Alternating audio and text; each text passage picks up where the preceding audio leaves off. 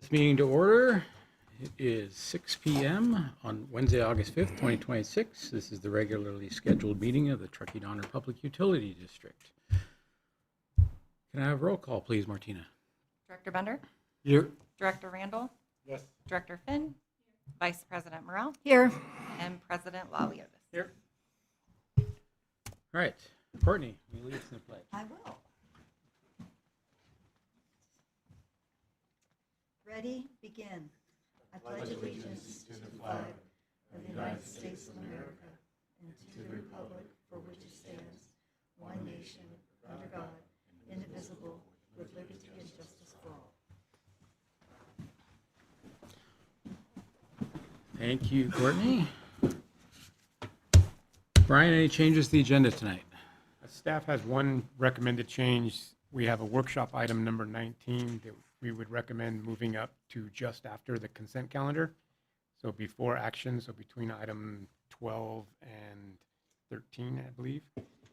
We have representatives from NV5 to do a workshop presentation. In the interest of their time, we'd like to move that up. Okay. Sounds good. All right. Is there any public comment tonight? All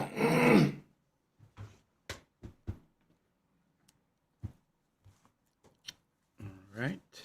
Seeing no public comment, we will move on to director updates. Krista. Yes, I do have an update this evening. It's my comment tonight deals with, thank you for turning on my mic, Martina. The sort of the larger ramifications of the work that we do here. It's been a tough summer. The city of Spokane is on fire. Smoke has choked the Northeast for weeks. Salt Lake City in Utah, as we well know, was in the thick of the fight earlier. The entire city of Bordeaux, 225,000 people have been evacuated. Over 20,000 people in Europe have died of heat-related deaths. Everything is on fire. And we have a super El Nino on tap that is going to make winter equally challenging and interesting. This is not normal. This is not right. We caused it and we can fix it. Part of how we as a district can help is by continuing to be creative and dynamic in our duty to power this community and to protect our water, to keep pushing and encouraging our partners in UAMPS and elsewhere to invest in renewable generation projects, continue to invest in our infrastructure to make us more safe and resilient, work to bring more local or any local generation projects to life. This protects our community not only from climate catastrophe, but also from financial spikes and national security issues that we are working through right now. For example, the most affordable power is renewable power. The most reliable power is local power. So many problems and just really one good solution, which is to move as quickly as we can away from destructive fossil fuels and towards renewables, conservation, and restoration projects. I was moved to make this comment partly from an event I attended this weekend, the Danuishmi, the people singing. This was the Washoe Warrior Society, the Indigenous Future Society, and the Washoe Land Trust event that was a gathering of the local tribes to have an afternoon of convening. And spending an afternoon with this part of our community, the ones that are the most connected to this place, was inspiring and it was healing.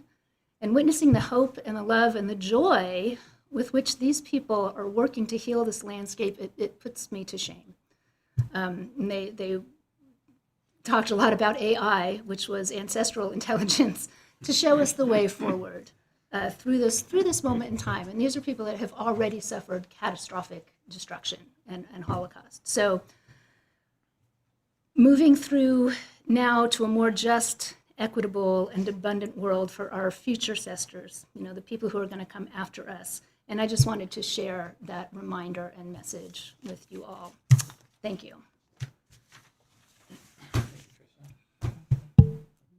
Jeff? Steve? Just as normal, I want to thank staff. It's been a very busy summer so far. This heat wave has definitely amplified things a bit out there. So I want to thank the crews who are working hard out there and staying safe. The last part of my director updates is going to be a formal report out, which will be a public disclosure of board approval of the settlement agreement between Kuhlemeyer versus TDPUD. I will read this report by verbatim.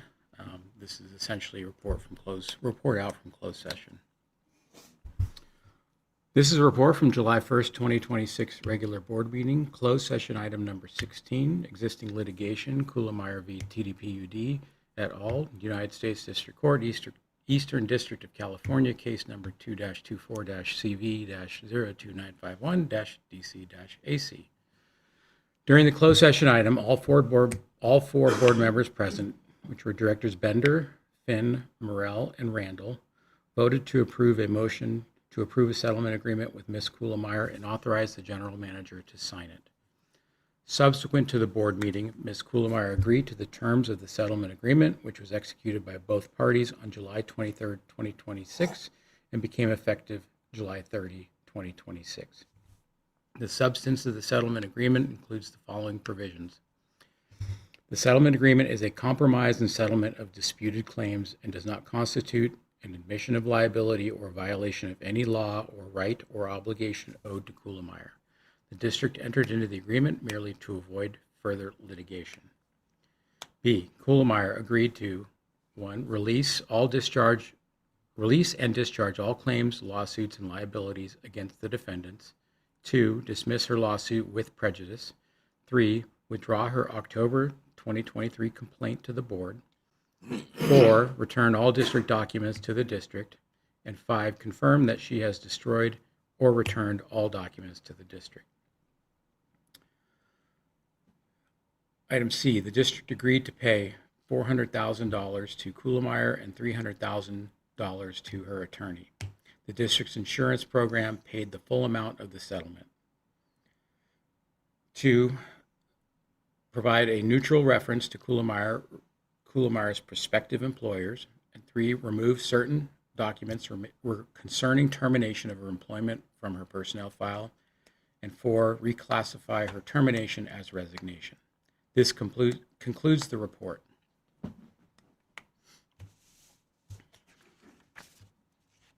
That's the end of my comment.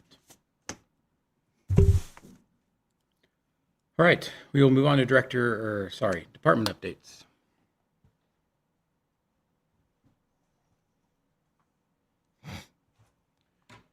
Good evening, President Laliotis, members of the board. Mike Swanson reporting out for electric engineering and operations.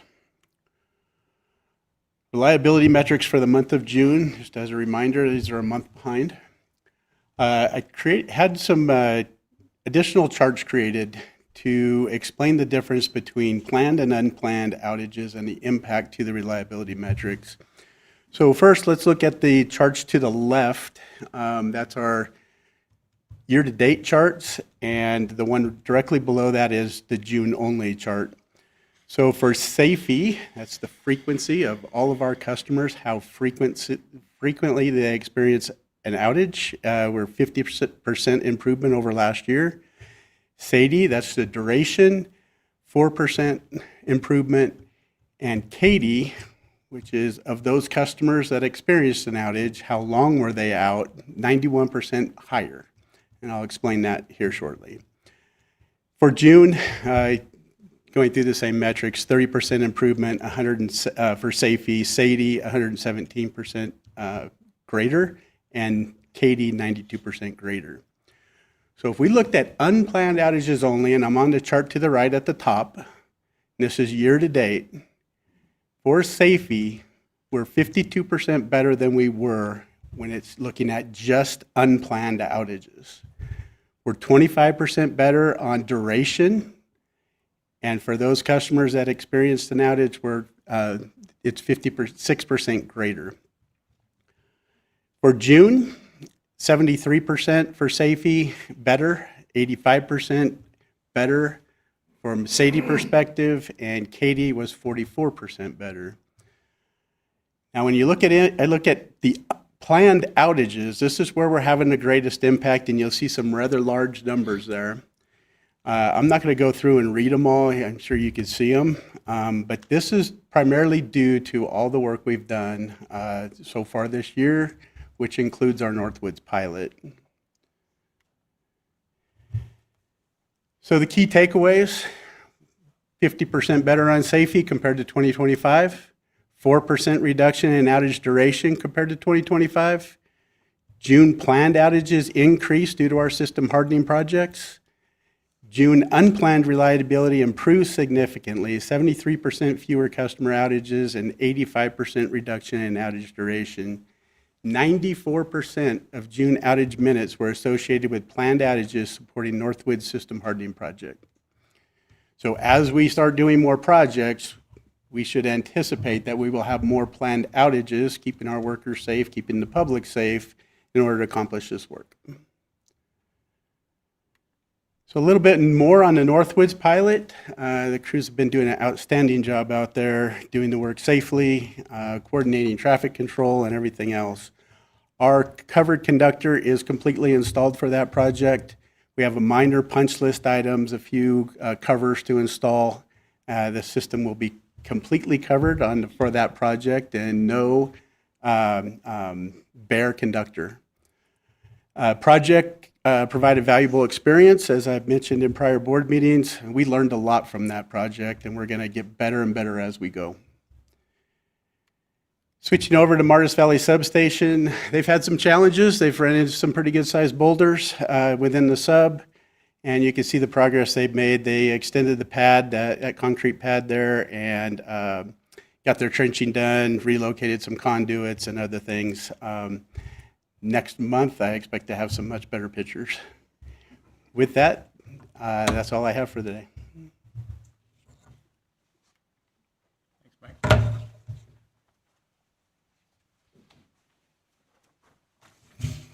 Hello, Chad. Good evening, President Liliotis and members of the board. My name is Chad Reed, and I have the opportunity to present for the Water Department. So typically, we start off with that graph that we're so used to. We're not going to this month in interest of time. I'm just going to let you know that we were about 1% below what we were during 2025.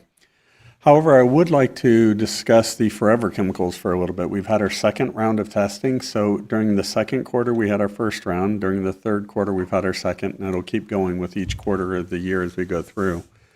One thing that I would call your attention to is that 8 of our 10 wells had non-detects. So that's a great thing. That non-detect in this situation is a great result.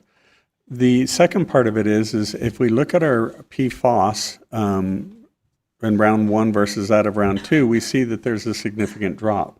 Some of the questions that we started asking is it more localized within a plume in the aquifer? And we had a lot of questions that this is starting to bring up. And as we keep going through this, we keep hoping to be able to answer these questions a little bit better.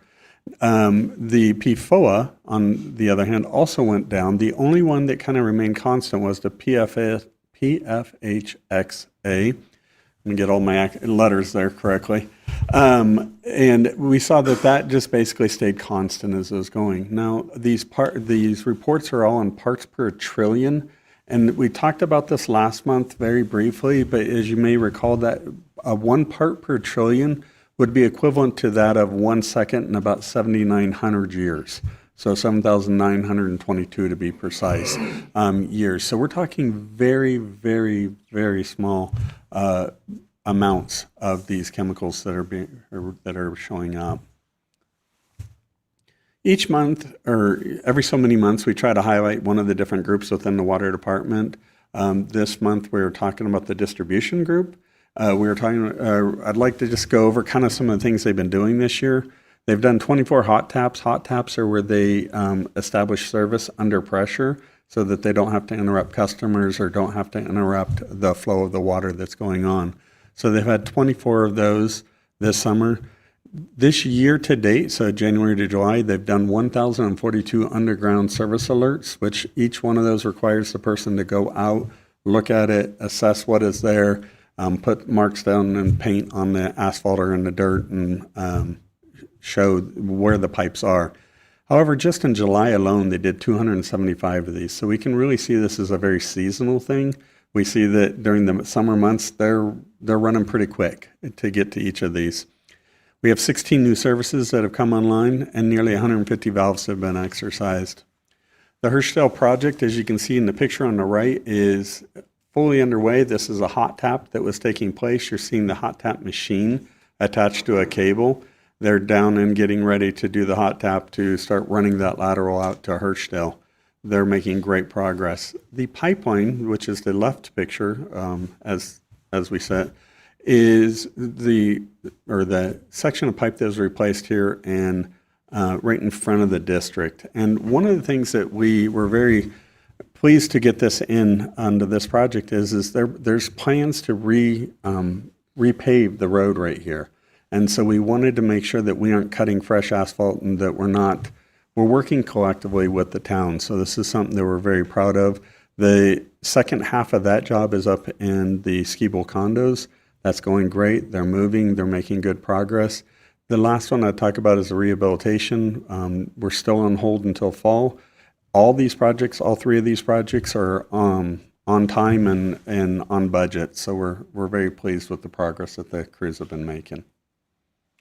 Thank you.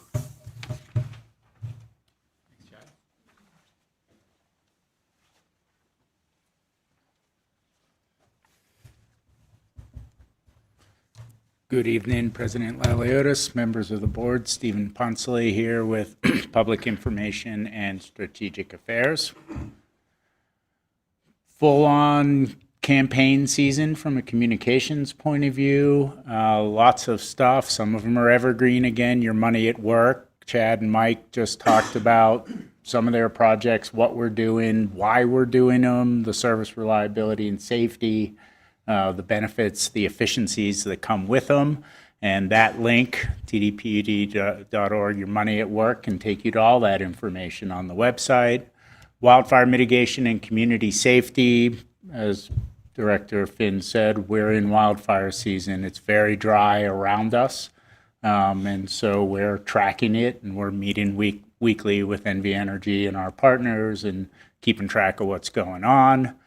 The water conservation, water use regulations, and garden event is very topical. The garden event Sunday, August 29th. I believe you have an invite on your desk in front of you. And, you know, we've started the promotion with our partners, and we're trying to bring in some of the nurseries and the contractors and some of the agencies active in water, fire, the Watershed Council, SWEP. To participate, but in the next 3 weeks, you're going to start to see the real push as people are managing their calendars. And so 11 to 2, please come up.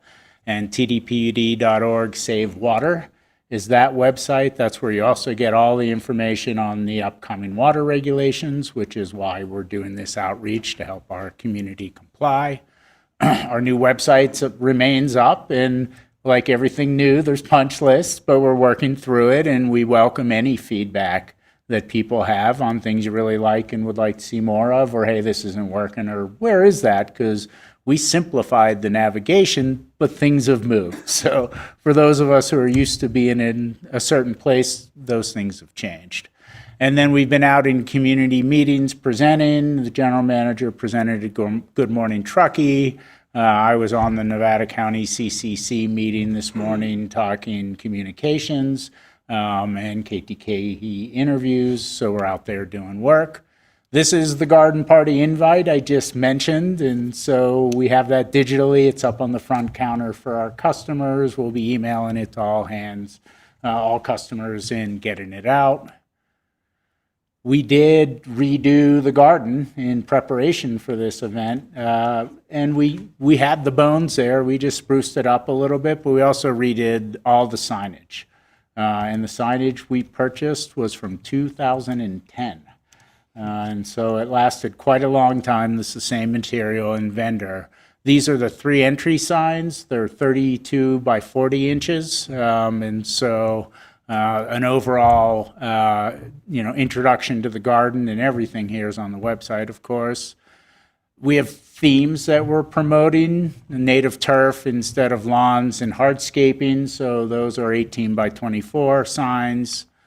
Sun garden, grouping plants in an area to limit irrigation and get, the best results so all the plants do well. Shade garden, the other side of that. So we're working through all that. So you're going to see that in the garden. And then this is a factoid that we're very close to being done with for the water conservation regulations. If it's 47 gallons per person per day, how much does a glass of water? How much does a shower? How much does laundry? So we're really getting that educational information out. And then all that can be broken into pieces for our digital work, for other marketing materials. So lots of good information there. On the strategic affairs side, here are some key highlights, mostly from Sacramento and the state level. The Wildfire Safety Advisory Board, our wildfire mitigation plan annually is due by October 2nd, so it'll be coming to the board soon. And that involves a lot of work documenting and sharing all the wildfire mitigation work we do. The Wildfire Board and staff did ask to come tour the district. They want to learn more about what we've done. They were here a few years ago, and that was very positive for us and for everyone's efforts in Sacramento. So Tuesday, September 1st from 1 to 4 p.m. And we're going to be putting together a presentation, bringing in some partners to really show that while we do a lot of great work as a small utility, we rely on our partners and on the bigger utilities and on the counties in the state and, everything that's out there from NOAA to fire cameras to the whole system that's being put together. Water Resource Control Board, it's usually water we're talking here. It's electric because they have a general order concern that wildfire mitigation work's impacting waters of the state. We're concerned that burning down watersheds is impacting waters of the state. So there's a little disconnect there, and we've been working through that. Much improved, but it is going to adoption, and it will impact us. And then, of course, our favorite Advanced Clean Fleets rule from CARB, they did submit it under much protest to the Office of Administrative Law, who has to review proposed regulations to see if they're legal, are the numbers and costs adequately counted. A lot of people think they're going to have a little trouble there. They made some last-minute tweaks, and we're evaluating them. But that kind of stuff's lawyers looking at a single word and what does it mean. So overall, bad regulation, we continue to mobilize. We want to meet the goals, but we have to do it in a way that keeps our community safe and doesn't jeopardize our actions. And then we are continuing to engage in the Cap and Invest program and low carbon fuel standards. Those are revenue sources for us, and so we continue to move forward on that. Thank you. Thanks, Stephen.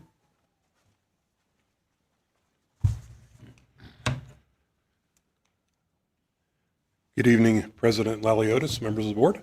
Mike Selman, CFO. Administrative services update. These are our customer service scores for last month. Pretty good level of responses, 32, overwhelmingly extremely satisfied or very satisfied in their experience with customer support.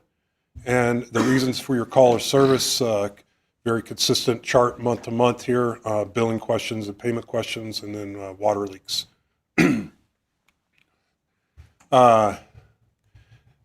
Billing, as you know, is an important aspect of our customer service, and it's the top line of the business here. And this is electric and water's billings through June and the year-to-date totals. Customer growth average year-to-date is 0.4 for electric and 0.5 for water. This is electric billing information. So in the text on the right, electric KWH average per account per month of $9.58. It's down 5% to last year, and this is year-to-date, and down 8% to the 3-year average. And that's primarily attributable to weather in the first quarter being much milder. In the upper left side there is month by month. In blue bars, the 3-year average KWH by month, and then the orange bars are 2026. And then each year is kind of blown up in those dots. You'll see the red dots in the first quarter at the bottom left there. That's 2023 when we had a very, very large winter. And so KWH per customer per account was quite high. So this is not, just a reminder, this is not demand, not the KW demand all at one time, but this is the amount of volume of electricity, and it's down this year. Is that residential only, or is that all? That's the entire district. Yep. Not just commercial and residential. Yeah. Yep. I did take the time on this next chart to try and get a little more in sync with Chad's that he'll bring back maybe next month. I did filter out the non-potable water because it can distort the gallonage in the summer months. The non-potable, that's not part of our quote production per se. And so this is potable water only, and you'll see it's quite stable year to year in the winter months, and then in the summer months there's volatility, and of course that relates to the dryness and other factors that go on during the summer months. So the average per account is right at 4,000 gallons of potable water, and that's down 3.3% to last year and up 1.2 to the 3-year average. Finance and accounting, we closed out and reported on June. Next month, there'll be a first half of next month's board meeting, there'll be a first half of 2026 report out to the board on our financial state of affairs. And there's also a treasurer's report in this month's report consent calendar.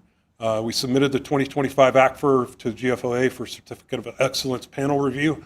That's a whole nother process to just get it in the queue there and answer questions. Prepping for this meeting, of course. We did a lot of asphalt work and slurry sealing throughout the district in our facilities and here at the headquarters. Water tank painting, R&M for the headquarters, repair and maintenance for headquarters and fleet, and we are interviewing for a mechanic position. And then on the recognition side, we did have, these are peers nominating other employees. And on the left, we have Jennifer Mason. She was nominated for work-life balance. We all take vacations, and when Jennifer had a vacation coming up, she took above and beyond due to her dedication to the district and her pride in her work. And then her pride with her teammates and her teamwork efforts were just exemplary with respect to preparing. She does pretty much all the payroll, a lot of the payroll processing. So obviously that's kind of important for all of us in the room, no matter where you work. And so she went above and beyond in that aspect, and her peers recognized her for really setting up for success while she was gone, and a lot of time-sensitive things there. So her teammates nominated her, and we appreciate Jennifer and all she does for the district.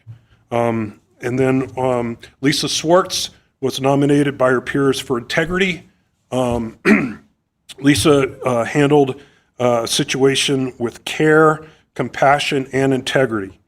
She went above and beyond to help a needy customer that was elderly with some health issues, and Lisa really took it to a whole nother level as far as responding to that customer and helping that customer understand their bill, get them caught up on payments, and get in contact with the granddaughter, just above and beyond customer service, and her peers recognize her for that. So we thank you, Lisa, for all you do here for that and for the district. So with that, I'll turn it over to information technology. Thank you. Thanks, Mike.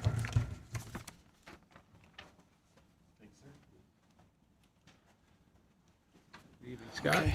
Good evening, President Laliotis, members of the board. In previous meetings, I've talked a little bit about some of the major systems and platforms that we use here at the district to get our jobs done. From ERP to the radio system, AMI, SCADA, things like that, showing use cases on how we actually use them. So tonight what I thought I would do is pull together some statistics of these systems that show more of a usage pattern, because I wanted kind of to point out how important these systems are here and how often we use these things. So first, some time ago, we went to the Microsoft 365 platform, right? So what this did for us is it moved our email servers into the cloud. It moved our authentication for our desktops here into the cloud. We utilize it for our licensing for our servers. There's a lot of security applications in there that we utilize. There's a lot of other applications that we utilize in there as well. I want to point out a couple of things here. I'm not going to go through everything. I put down everything in the memo, but if you wanted to kind of look at it. But over the last 30 days, there were over 66,000 emails that were sent and received here at the district. We have OneDrive, which is the cloud-based storage for employee files. And so you can see there up in the cloud, we have over 219,000 files from employees that are stored up in the cloud. We have a lot of stuff internally here that's different than that. And that total storage is 948 gigabytes. That's just under a terabyte of data. And then for top individual user activity for the last 30 days, somebody received over 2,600 emails in a month. So just to point that out. Now looking at the advanced metering and SCADA, these are two major systems that we utilize here, specifically for our billing as well. So if we look at like how many meter reads that happen, all of this traffic goes across our network, right? So we're talking millions of data reads, both on the water and electric. SCADA is used for being able to monitor our water system as well. And so if you look at this, an average data value from the water SCADA is over 655 million points of information that we get back from the system. It includes things like tank levels, flow values, well depths, zone pressure, a bunch of other stuff. And it's letting the water operators know exactly what's happening in the system. That equates out to 331 data points per second that our systems are handling to give information to our water operators to be able to better do their job. They also receive the SCADA alarms, 460 SCADA alarms on average a month. And what that is basically it's telling them these are things that we think you might think are interesting that you need to deal with. It doesn't mean there's something wrong. It just means it's reached a threshold of water operators need to look at that. Our contact center. So this is our main telephone number. This is what our customers reach out to us with. We have a contact center that a group of customer service agents actually are logged into, and they receive those calls. If you look at just the call volume alone, there's 2,900 average calls per month. That doesn't mean total live calls. It just means how many times people call that phone number. They can get answers through the phone tree. They can get answers by talking to a customer service rep. But you can see the call volume is pretty large. And that's just a typical month. This one here is talking about our firewalls, right? So this is really part of our cybersecurity strategy. And if we look at this, break this down, over 39,000 unsuccessful login attempts. This is people trying to break into our system. This is the last 30 days. Over the data that comes internally to the district and goes out externally goes through these firewalls because they inspect every single data packet to try to find out if there's a problem or what to do with it. And so there's over 5 terabytes of data over the last 30 days that go through those firewalls. These firewalls are mainly for our protection, to protect our systems. And so as you can see here, this is pretty eye-opening information. The last one I thought was pretty was apropos for the moment because we've all heard over the weekend the different attacks that happened in Minnesota. 6 other states had water systems that were breached. Here at the district, we utilize a virtual private network, which means when users log in, they get a secure tunnel to our data and our systems. And you have to log in, and you have to be able to log into that. What we find, when I read through the stuff over the last weekend, and what I've seen over the course of a lot of the stuff I see is these older operational technology units that we have that we use for SCADA and all the stuff that we do to run our systems. These organizations have those devices directly connected to the internet. You don't do that, first off. And so that's one of the things that we've done here at the district. Our strategy is we treat security as one of the top priorities. So, and then lastly, our streaming and video utilization for the board meetings. This system here was put in place about 2022. And just to give some stats on how these meetings work, we do live streaming, and we also have these meetings on YouTube for folks to be able to view those after the fact. So the top video was October 18th, 2023, with 315 views. And if you want to see the average live viewers, it's two people on average view these live. And then the duration during that time is about 17 minutes. So hopefully you found some of that information interesting. I surely did. So thank you.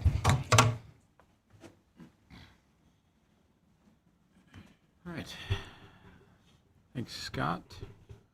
Do we have any?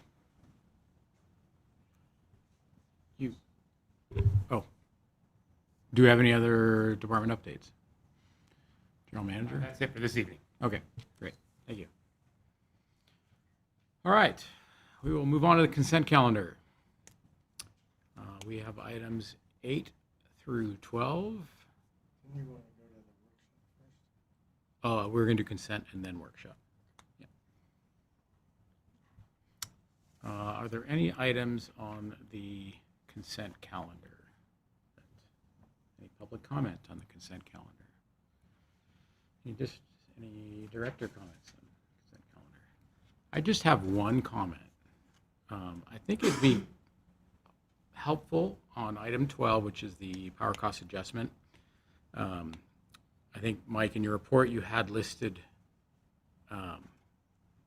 like every quarter that we've been doing it and what the charges or credits were. I think it'd be cool to see the running balance of that in the future. I don't know if any other directors think that'd be, just to know where we are in the whole scheme of, since we implemented the PCA, whether we're on the negative side or the positive side. Yeah. Yeah. I mean, most often we're crediting, but there's too many numbers to try and figure that out on your own. Oh, just summarizing the PCA history. Yes. Okay. Yeah. To do just a net, what the net value is Yeah. after each, at the end of each quarter. So anyway, that's it. Cool. Anything else? I make a motion to approve the consent calendar as presented. I have a motion by Steve. Do I have a I'll second that motion. Second by Jeff. All in favor, say aye. Aye. Any opposed? Seeing none, motion carries. All right, so now we will move on to item 19, workshop for the electric system master plan. All right, now it's my turn. Sorry. Okay, good evening, President Leliotis, members of the board. Tonight, we're presenting the master plan workshop as item number 20. So the purpose of the meeting tonight is to present the draft electric system master plan, provide an overview of the planning process and key recommendations, receive board feedback prior to initiating the CEQA review and adoption process, and I will be transitioning to NV5 as mentioned earlier.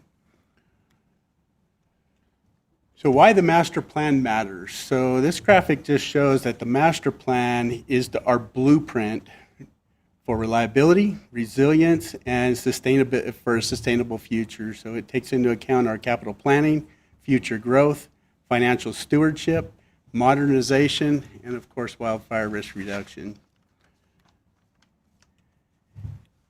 District Code 7.45.10, I didn't quote the entire section, but it requires the district to prepare an update to the electric system master plan every 5 years. And 2006 master plan fulfills the requirement and establishes the next 5-year planning cycle. Why this update took longer? So the last update was in 2019. So we're behind, but we also didn't want to just simply republish what was previously done. We wanted to do a comprehensive review of the district's electric system. This additional effort required more time, but resulted in a significantly stronger planning document that reflects today's operational priorities and future infrastructure needs. So through the district's annual procurement process, the board approved the special services agreement with MB5 to provide engineering consulting services supporting the electric utility planning, including preparation to draft the electric system master plan. Working in collaboration with the district staff, NV5 completed an engineering analysis, asset condition assessment, load forecasting, system modeling, operational assessments, and long-term infrastructure recommendations. So with that, I'd like to introduce Sam Giordano and Esteban Nunez from NV5.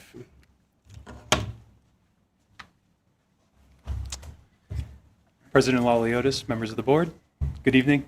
My name is Sam Giordano. I'm a director at NV5. I've been in the utility industry for 13 years, a little over 13 years, and I've been working with TDPUD for over 3 years as well. Today I'll be presenting the Electric Distribution System Master Plan update and walking you through our process for updating the document. So a little bit of background, Mike just touched on it. The Electric System Master Plan, the last approved master plan was published in 2019. This was a board-approved document. We came in and did our review of the 2019 master plan and found that there were a lot of good elements within the document. There was a lot of detail, a lot of good information.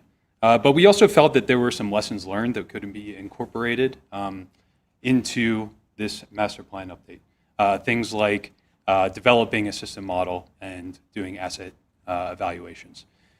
We also wanted to make sure that we were accounting for the utility landscape and the changing world that we're in, especially from 2019 all the way to 2025 and 2026.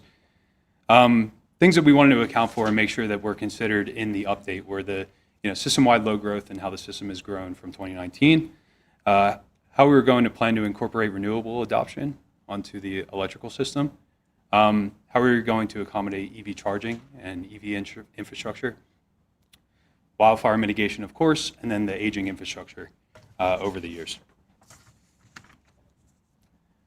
So the goals of the master plan, we wanted to make sure it aligned with the Town of Truckee District Code and the strategic plan. So the goals of the master plan are to ensure the system reliability and resilience of the system, plan for sustainable growth and financial stewardship, comply with federal, state, and local regulations, and then modernize grid infrastructure and optimize operations. This is kind of an overview of the TDPUD service territory. Generally, there's 44 square miles, or 45.5 square miles of service territory here.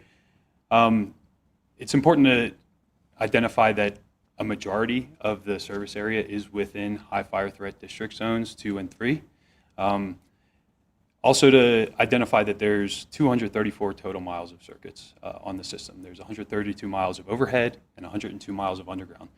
Part of our system plan update was to work with TDPUD electricians and operations to go out and verify assets within the system so that we could incorporate it into our system model with what's accurately out in the field. So what planning data did we incorporate into the master plan update? Well, we started with AMI meter data and SCADA data to identify what the actual system loads for the customers were throughout the system. Then we used, again, some board-approved documentation to help inform our planning approach. The Town of Truckee Annual Report, the 2040 General Plan, where we pulled planned projects, and then also the 2024 Integrated Resource Plan. We also relied on that to help establish load growth on the system.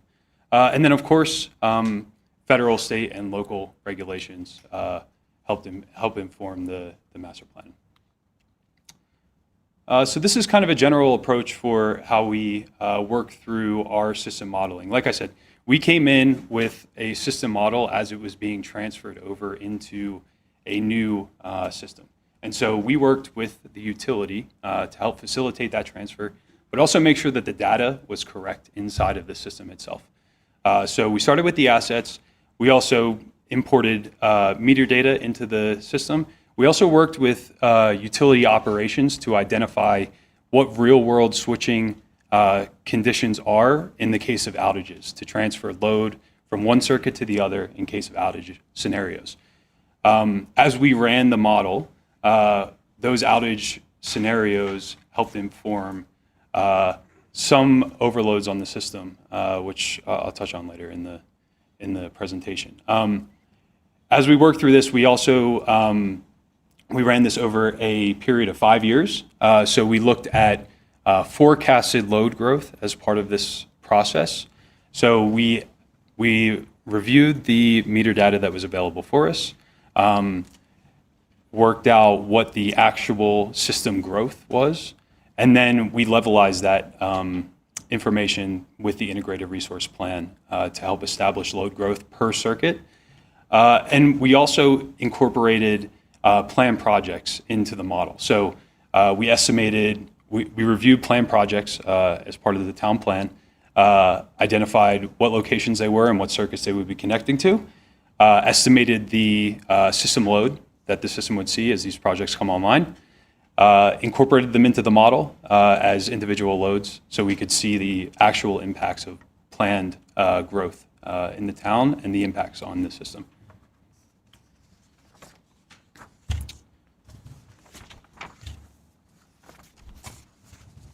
So these are kind of the baseline deficiencies that we identified and wanted to identify in the model. These deficiencies are for individual assets. And so you can see that there's really 6 primary deficiencies or overloads that were studied as part of our master plan. So we looked at conductor overload, protected devices, and then low voltage phase imbalance service transformers, and secondary low voltage clusters. These all have their own individual thresholds that we identified, and these are based off of industry standard or general order requirements. So once we knew that we had these deficiencies, we prioritized them into really 2 priorities. Priority 1 are the high-risk deficiencies that were identified. So these are risks for assets that if they fail, they could have high impacts on customer reliability. In other words, if a conductor fails, you're going to potentially see outages on the system. And once these were identified, once the quantity of deficiencies were identified, we consolidated them into these essentially unique deficiencies that we were seeing. So as we ran different outage scenarios, sometimes we would see some overlapping deficiencies when we transferred load from circuit to circuit. So we looked at outages on a location basis across the system, pulled out the unique violations that we were seeing, and this is what is being presented here is the total number of deficiencies for each of those different violation categories.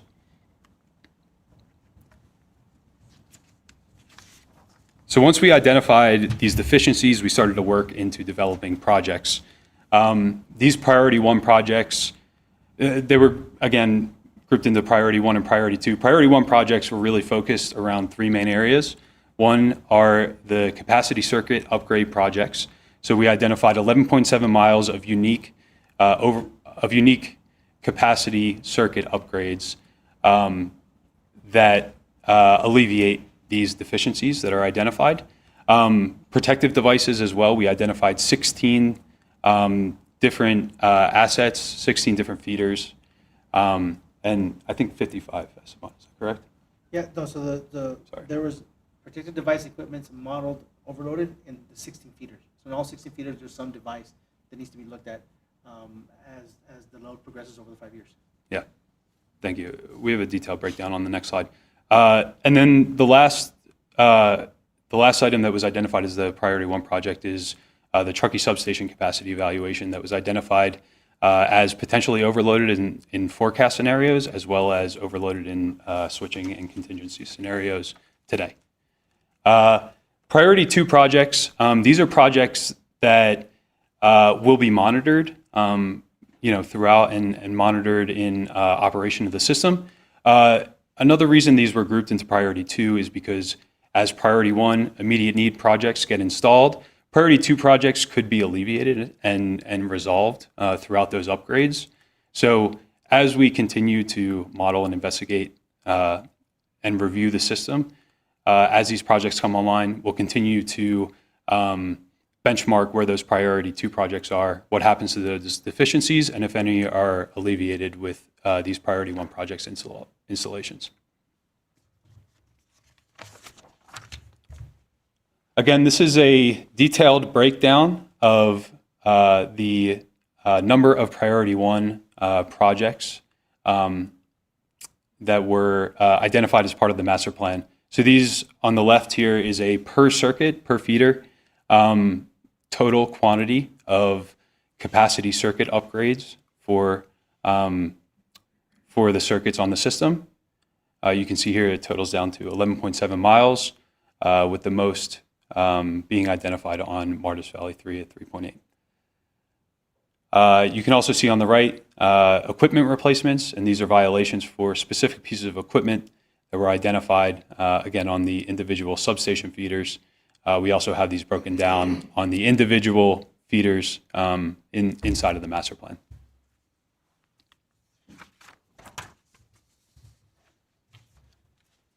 So these projects that we have identified are, let me jump back.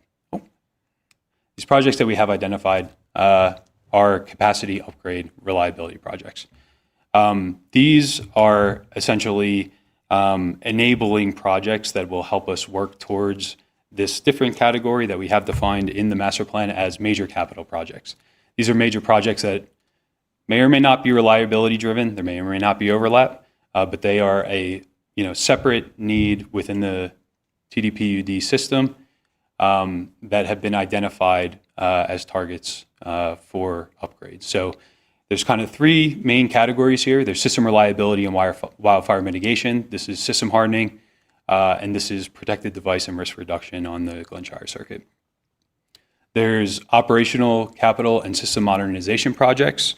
This includes SCADA and protection and control installation, protection and control evaluation, and system automation and switching expansion for equipment upgrades. There's also other major projects that don't necessarily fit in those first two categories, but are still major projects that need to be considered. Ones to highlight here is the ongoing Martis Valley substation rebuild project. The battery storage and solar project is a project that is going to be investigated in the future. And then also freeway, river, railroad crossing rebuilds and transmission rebuilds to bolster critical crossings and critical backbone pieces of the system. So here, next steps. Now that we have kind of the master plan drafted, pending board approval, the next step really is to work through the integration into capital planning. The master plan is a document that is used to inform the capital plan. The scopes of the projects will be reviewed further and identified, worked through, and integrated into the capital plan. There's also, coming with that comes with the refinement of project details, making sure that we have scope identified and clearly worked through and optimized as efficiently as we can to get that work done efficiently. Then we get into some of the ongoing processes pieces. I talked about, this master plan is really a living document, and the system model is a living document that's going to change, not annually, but it will change daily. So making sure that, one, there's a process that's established for updating the system plan, updating the system model, and making sure that it's clear what the process is for incorporating new projects and changes to the system. And then also ongoing monitoring and coordination with through the system model, through different projects and processes that TDPUD has. And then coordinate with major projects and initiatives and confirm that everybody is working towards the same goals, and we are getting these projects done on time, on budget, and on scope. Great. I'll turn this back to Mike. Thank you, Stam and Esteban. So for next steps, so following today's workshop, staff anticipates returning to the board to complete the following milestones. On September 2nd board meeting, consider approval of the CEQA initial study, authorize circulation of the proposed environmental document for the required public review period, and set the CEQA public hearing. On October 7th, conduct the CEQA public hearing and consider adoption of the electric system master plan and associated CEQA determination. I also want to point out that staff intends to get the board the draft master plan at or before the next meeting. From a fiscal impact standpoint, preparation of the electric system master plan has been included in the approved fiscal year 2026 electric department budget. Future capital improvements identified in the plan will be considered through future capital improvement program budgets and presented to the board for approval through annual budget process and individual capital project authorizations. The recommendation for tonight is to receive the draft electric system master plan workshop presentation and provide feedback to staff. And with that, I'll turn it back to President Laliotis.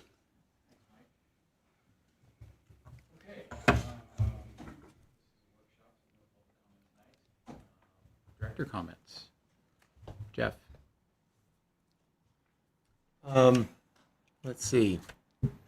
Strategic plan and the renewable goals, and just that one slide at the beginning. I noticed you added it real quick, but it's missing in that diagram. So I just want to make sure, because we don't have that draft yet of the plan, that we just incorporate that into the actual master plan. But you did catch it. You added that during the presentation, so thank you, and just making sure that that gets included in the electric master plan. And that's all I got for now. I just have a question. Martina, can we get this slide deck in the board book or some of these presentation materials somehow? That would have been really, I would like to have had that ahead of time to be able to follow and kind of done some homework ahead of time. So I certainly read the staff report, but I like having the slide deck to follow. Thank you.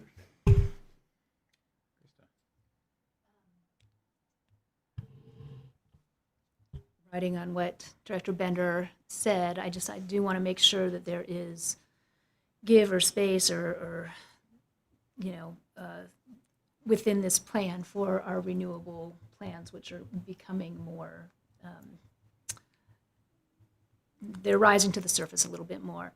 When I appreciate you pointing out that it's a living document and that none of this is set in stone. This is able to be tweaked as circumstances on the ground necessitate, correct? So it's a plan, not a solid. I have a question about how does CEQA review work for something like this? That's a big, kind of nebulous situation with no specificity, like, per each project. Like, what does the CEQA review plan entail at this stage?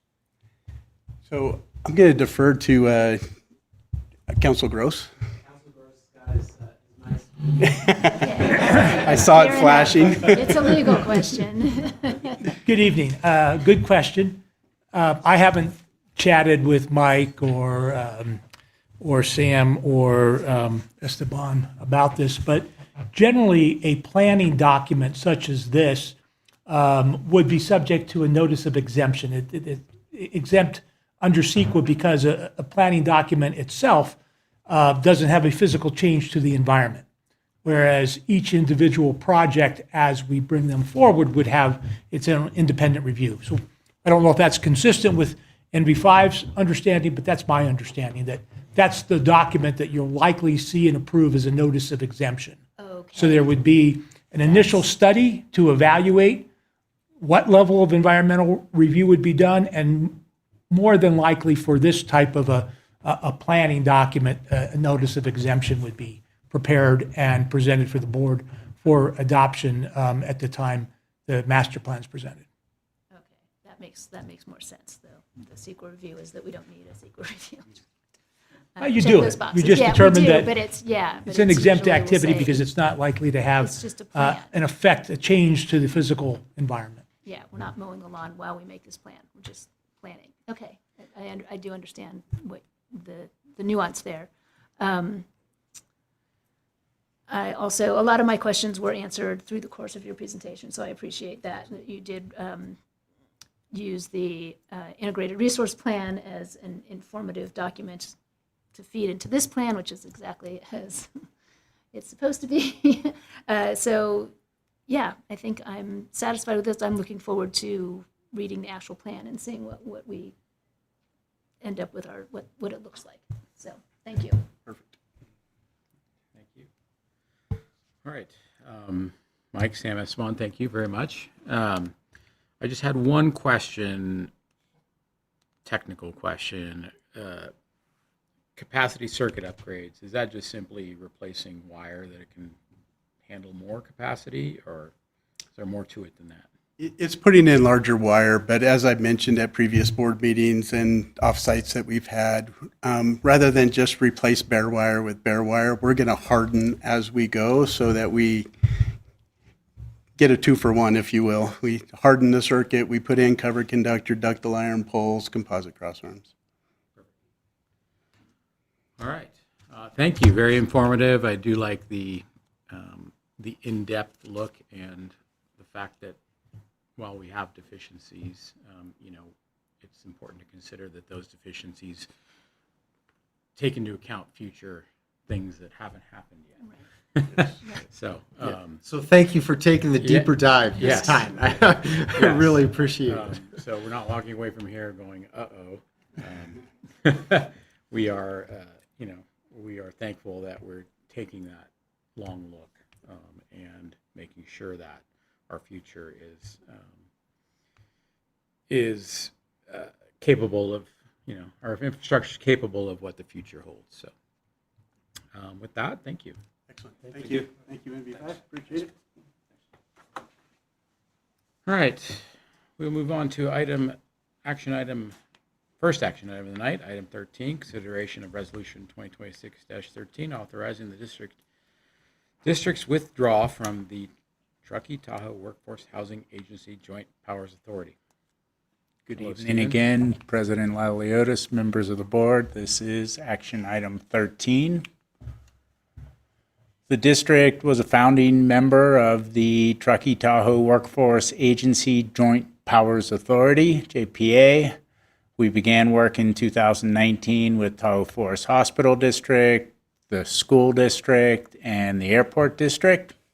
Original mission was to serve the unmet housing needs of member agencies' workforce, and the main goal was to improve recruitment and retention in so much as housing was a barrier to that. Agency membership was expanded in 2021 to include what we call the jurisdictional agencies in housing, town of Truckee, and then the 2 counties, Nevada and Placer. Early successes of the housing agency include development of a one-stop concierge service. There's many jurisdictions, many programs in our area, and so putting them in one place and letting people navigate them had great benefit, and it continues to have that. Implementation of a master lease program, of which the district was the first beneficiary of that, and other programs either developed or supported by the housing agency were down payment assistance, lease to locals, and just general education and support around housing in our community and the many programs that are out there. In terms of the district's investment in returns, since 2020, when we officially funded it, $190,000 has been invested by the district in the JPA. Over that time since creation, we have had 19 district employees engaging directly with the housing agency, mostly use the concierge service, one participant in master leasing, and one currently engaged in down payment assistance.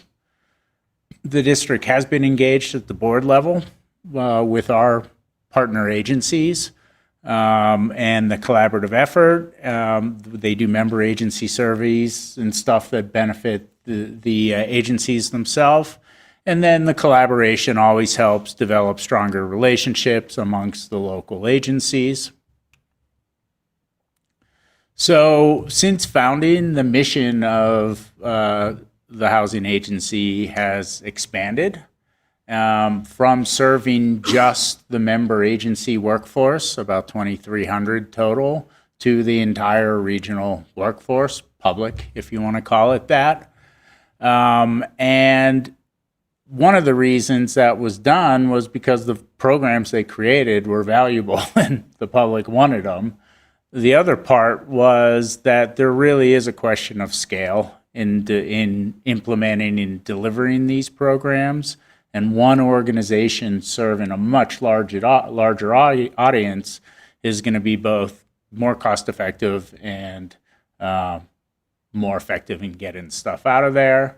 And then, in a sense, all member agencies benefit directly from a strong workforce. So it's hard as the founding members to say, no, that doesn't make sense.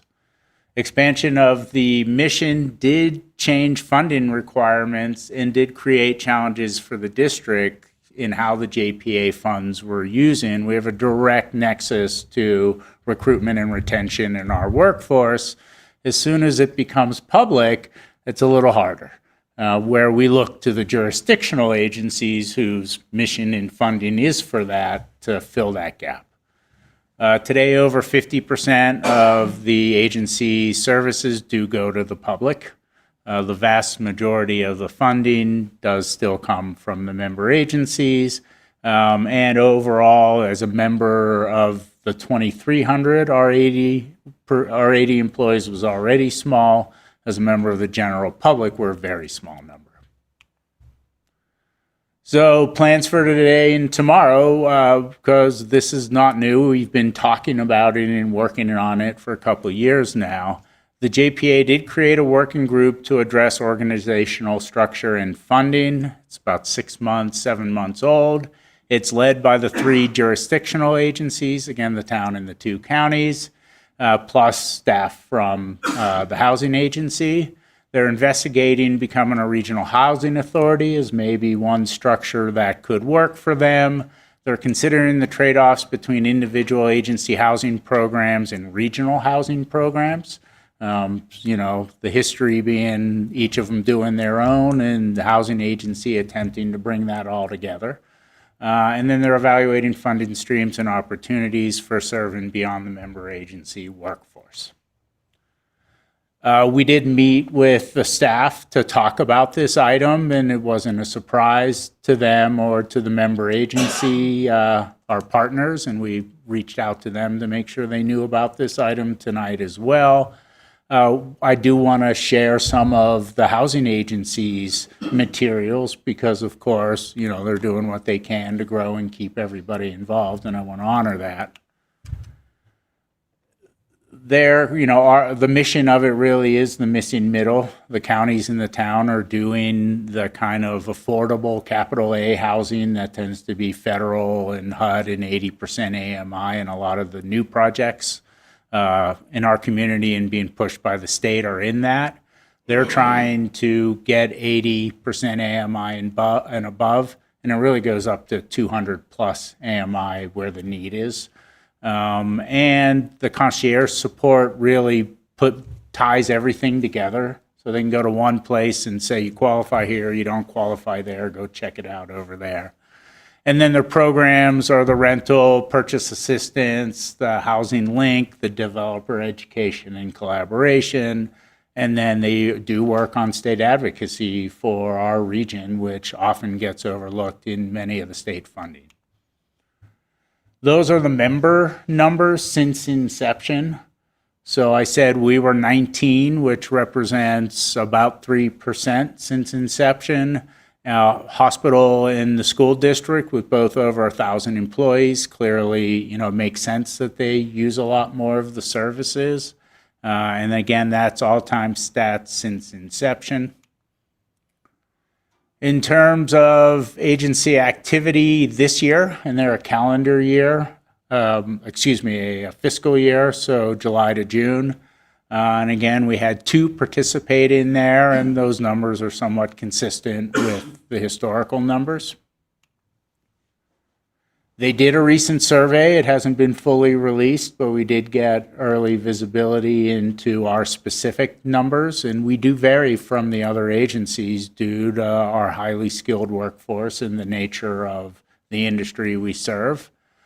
Where do you currently live? We had 34 respondents, I think it was, and that's a good number overall. Most of our workforce lives in Truckee for those who responded, and you see Reno and others that you would expect to be there. The age of the respondents, that you could view that as the silver tsunami for those of us doing succession planning, but we are an aging workforce. That's not new. Are you currently in need of housing support?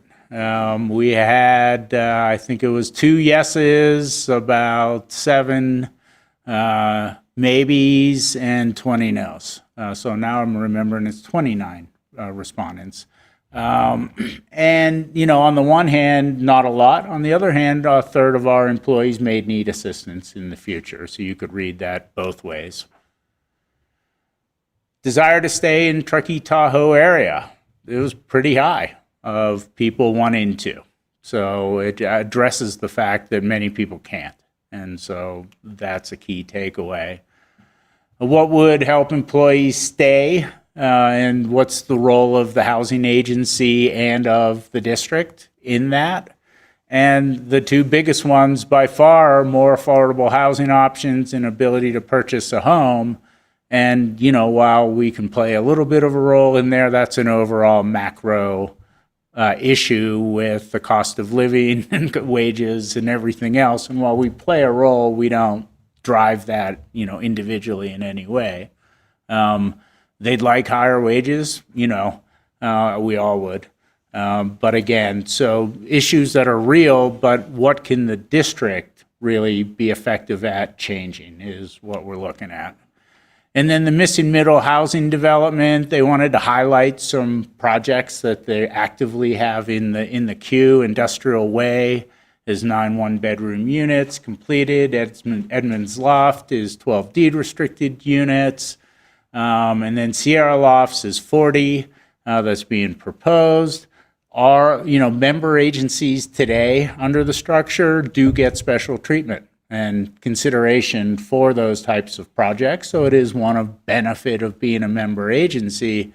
The problem is a slide we didn't have, but we saw the vast majority of our employees are looking to purchase a home, and they're looking for 3+ bedrooms, typically detached. And so while these projects are great for the housing stock of our community, they don't address the needs of our employees. And then future role, talked a lot about what they're doing. The JPA's in a transition. They understand that. They're going to continue to offer the programs and services, evaluate governance. That group that's working is really going to, I hope, come back with some very positive changes in mind, because there's a lot of value here, and continue to do that work. So, I think they're great for the community. I think it's been great for the district to be involved. The question for the board is, is it still the right thing for us to do? So switching back to us, on the analysis side, the strategic direction to serve the overall workforce and public remains. Even though there's not a lot of agreement on how to do it and who's going to pay, no one's saying we should back off that. So that's going forward.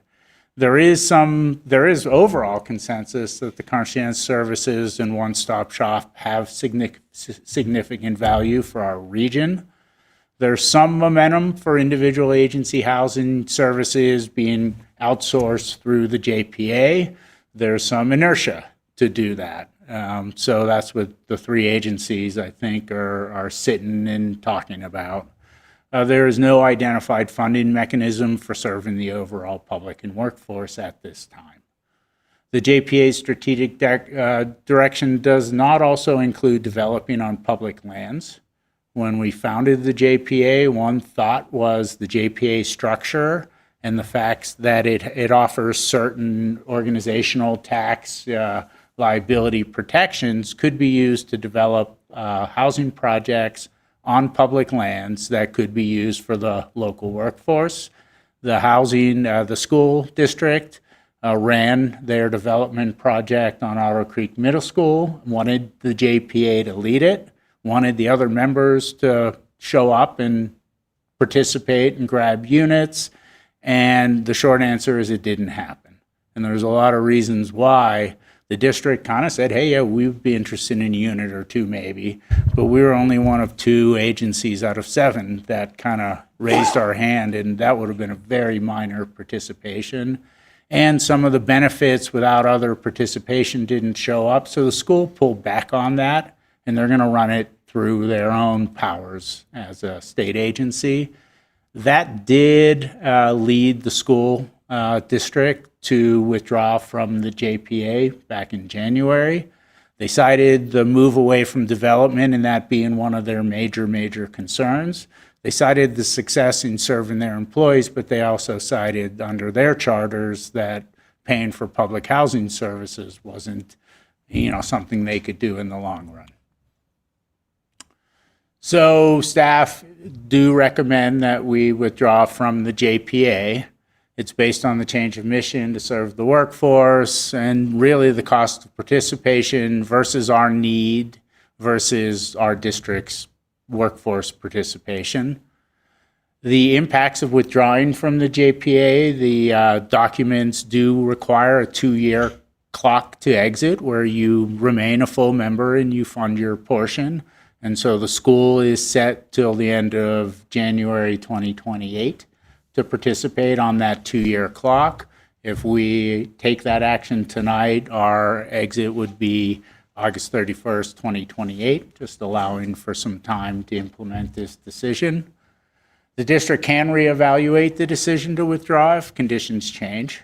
So nothing's forever in this world. And the district's employees of members of the public still do have access to everything they offer. That doesn't go away. And the district will maintain full membership through that withdrawal period. We also have the opportunity to engage with them through fee for service. Should the district decide to want to have a housing program but administered by somebody else, my hope is the housing agency would be that group locally that we could outsource that to. So again, you're not part of the governance, but you're also having access to a lot of what's there. And so I think it seems to be a good compromise. In terms of fiscal impact, I did put one picture in there because everyone loves the fiscal impact, so a cute kid always helps.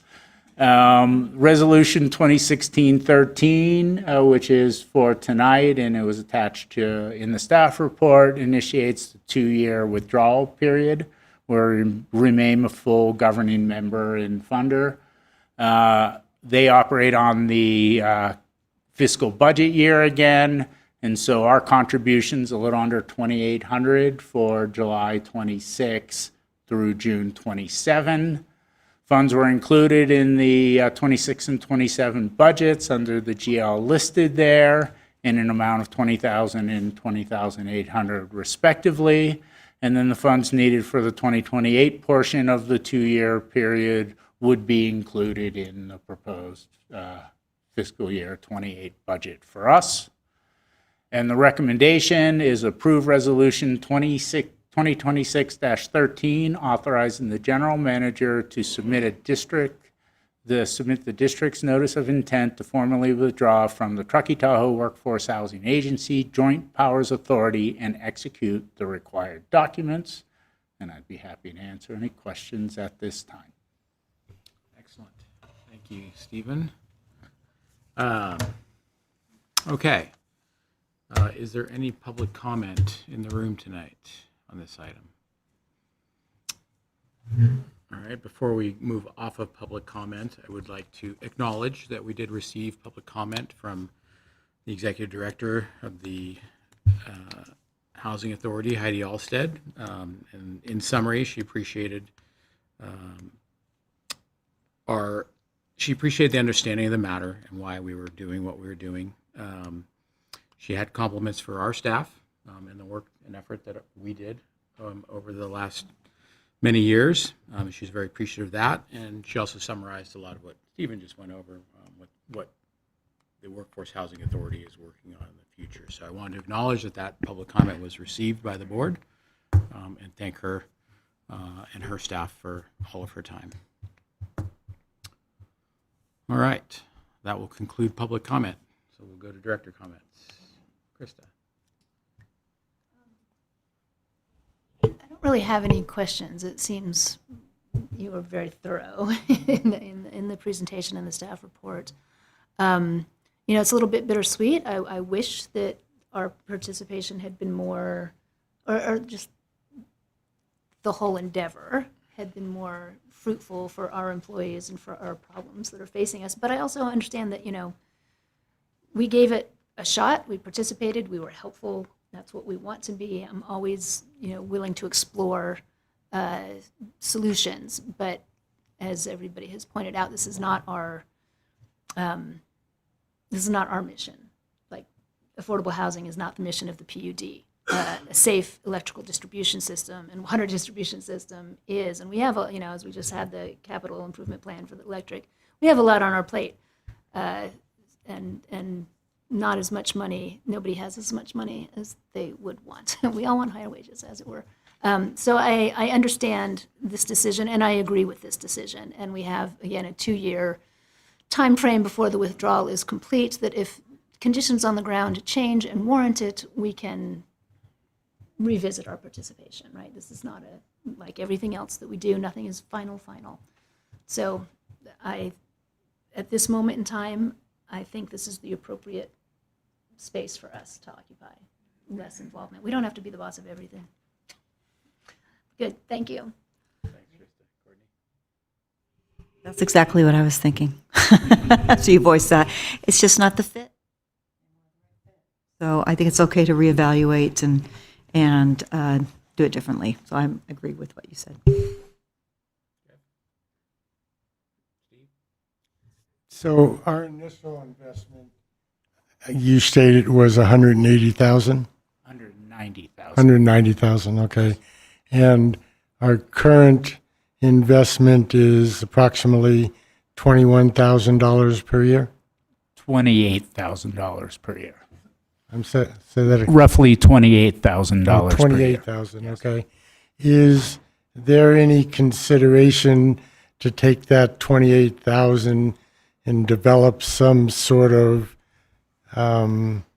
policy or some sort of position to help employees with anything at this point? I think that opportunity exists, yes. Okay. Something I mean, if we've already invested, that's something I would be interested in, not necessarily increasing the budget, but utilizing that budget money to help, maybe put someone over the top. So, thank you. Yeah, I agree with staff's recommendation. Appreciate the in-depth presentation tonight. So thank you. I agree with what's been said by the other directors. I do want to acknowledge that I believe,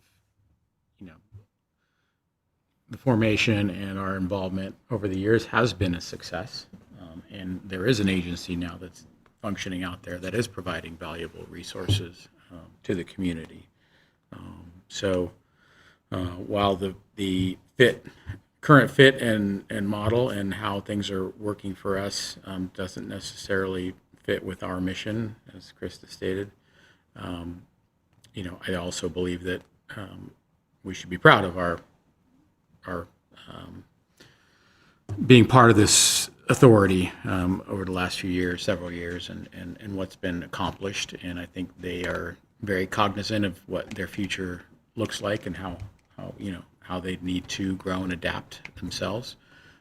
So I look forward to that for the community from them. But I am proud that we, were able to create the foundation, help create the foundation for the agency. So with that, we have a staff recommendation. I'll make a motion to approve Resolution 2026-13 as stated in the staff report. I'll second that. All right, motion and second. All in favor? Aye. Aye.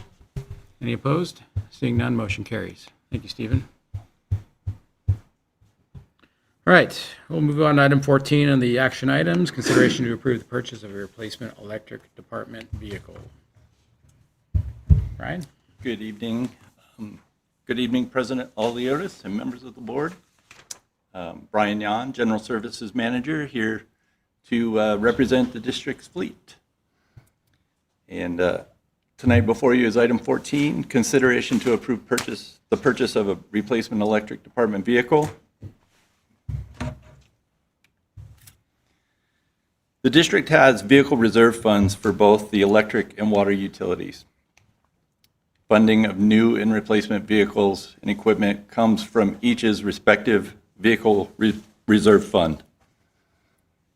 Vehicle reserve funds are replenished with budgeted annual contributions plus revenues from surplus auctions. The funds help to ensure timely purchase and replacement of essential vehicles and equipment. And the new vehicles added to the respective vehicle reserve fund are assigned a useful life. With that useful life, a replacement schedule for all vehicles and equipment is used for future budget development. This staff report addresses an electric vehicle scheduled for replacement in the fiscal year 26-27 approved budget. Vehicle number 210, a 2012 International Digger Derrick. Vehicle 210 has been at the district and given 14 years of service to the district. It's got just under 5,000 hours, 4,700 hours, and 56,000 miles. It's a Class 8 size vehicle, larger vehicle, 6x6 driveline, and a highly customized specialty utility vehicle specific to electric operations. Here's a couple of photos of 210, and it supports electric operations primarily for pole replacements, pole installations, crane activities, lifting, and boom. General guidelines for useful life determination and replacement of district digger derrick trucks recommend replacement at 15-year intervals in approximately 5,000 hours or 100,000 miles of operation. Clearly here in Truckee, the district's operating conditions tend to be more extreme than most, and the guidelines support maintaining a reliable and effective fleet for the district's emergency outage, daily operation, and capital construction requirements.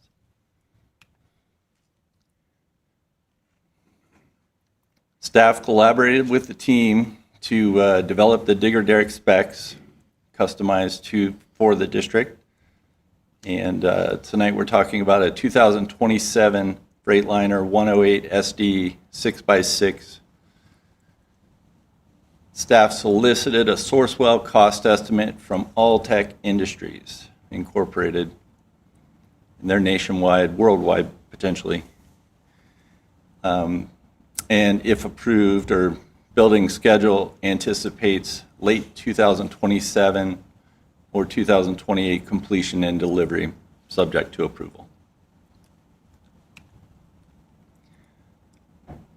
Vehicle number 210 currently has 14 years of service, 56,000 miles, just under 4,700 hours. And that's relevant, a little redundant, but relevant to support the next statement, which is, there's a long lead time and staff anticipates the vehicle will exceed the guidelines for useful life determination at the time of delivery. And staff, after delivery, staff recommends declaring vehicle number 210 as surplus for sale of the unit at public auction after receipt.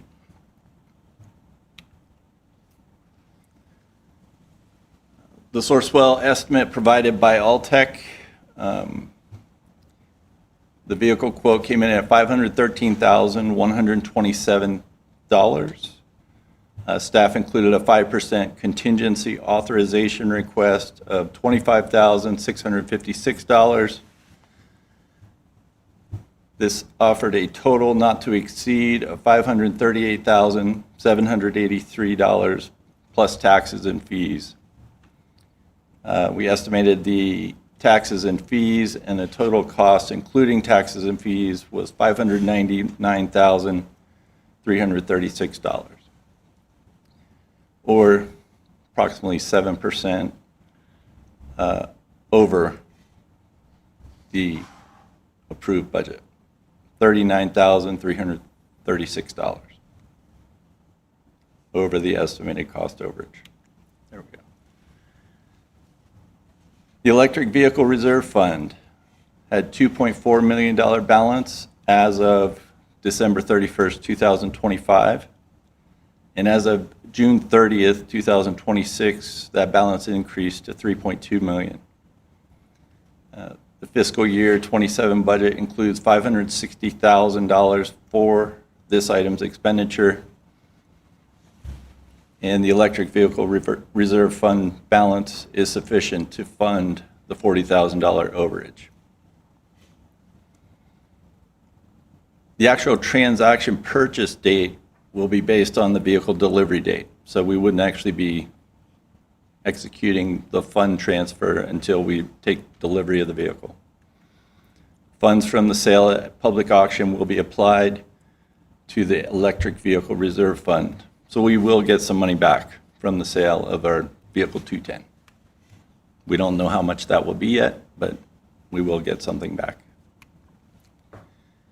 And the recommendation this evening is to authorize the general manager to execute a contract and associated documents with Alltech Industries, Inc. of Dixon, California, for the purchase of one Alltech digger derrick on a 2027 Freightliner 108 SD 6x6 chassis in the amount of $513,127 plus a 5% change order authorization of $25,656 for a total not to exceed amount of $538,783 plus tax and fees.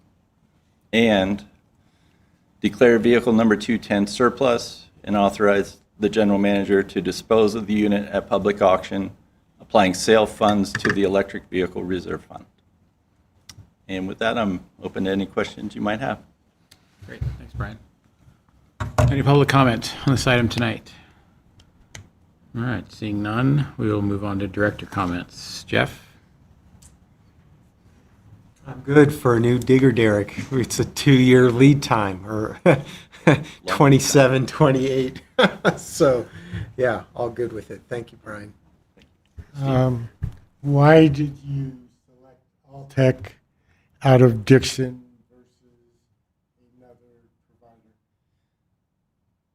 Very good question, Director Randall. That's a kind of a request of the crews. The crews, we currently have Alltech boom trucks, and both of our digger derricks are currently Alltech, manufactured by Alltech. The crews have vast history and experience at potentially other prior employers, have used other brands and models, and crew consensus was to remain with Alltech. Thank you. I want to add just a quick comment on that. That's Alltech, in terms of the working component of that fleet assembly, so the buckets, the tool decks and everything, is a very common and preferred vendor for the line industry. Really, the options for consideration that Brian and his team evaluated would have been the chassis and, Freightliner versus International, 6x6 versus 4x4. But in terms of the operating equipment, Alltech is pretty much the industry standard, at least on the West Coast here for our team. So it was through the Sourcewell procurement. It was something that was already publicly bid and awarded based on a competitive bidding process. So the opportunities there also create some efficiencies in procurement.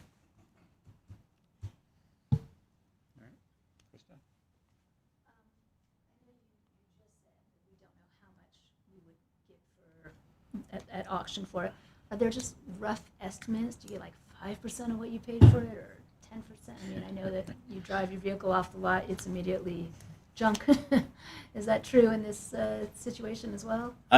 Yes, I think we would probably get more than 10% of the value of the vehicle. So I can't guarantee it, but I would say that we would probably recover any overage that we might have.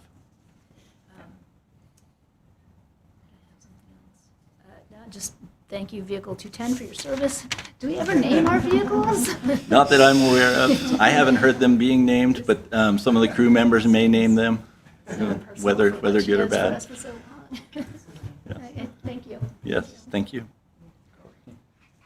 Hi, Brian. I have one question.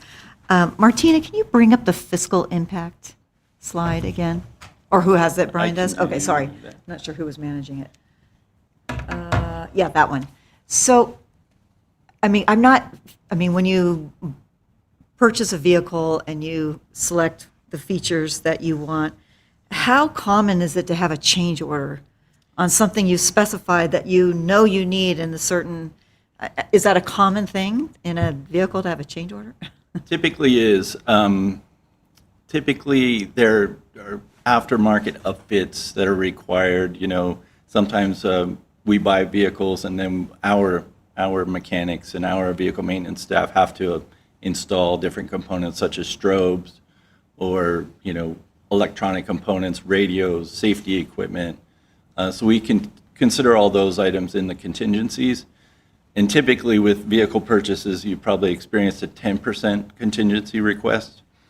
In this case, we've spent so much time going through the specifications and trying to build this truck exactly to what the electric operations team wanted, that we felt, and considering the price, we felt that 5% was probably enough.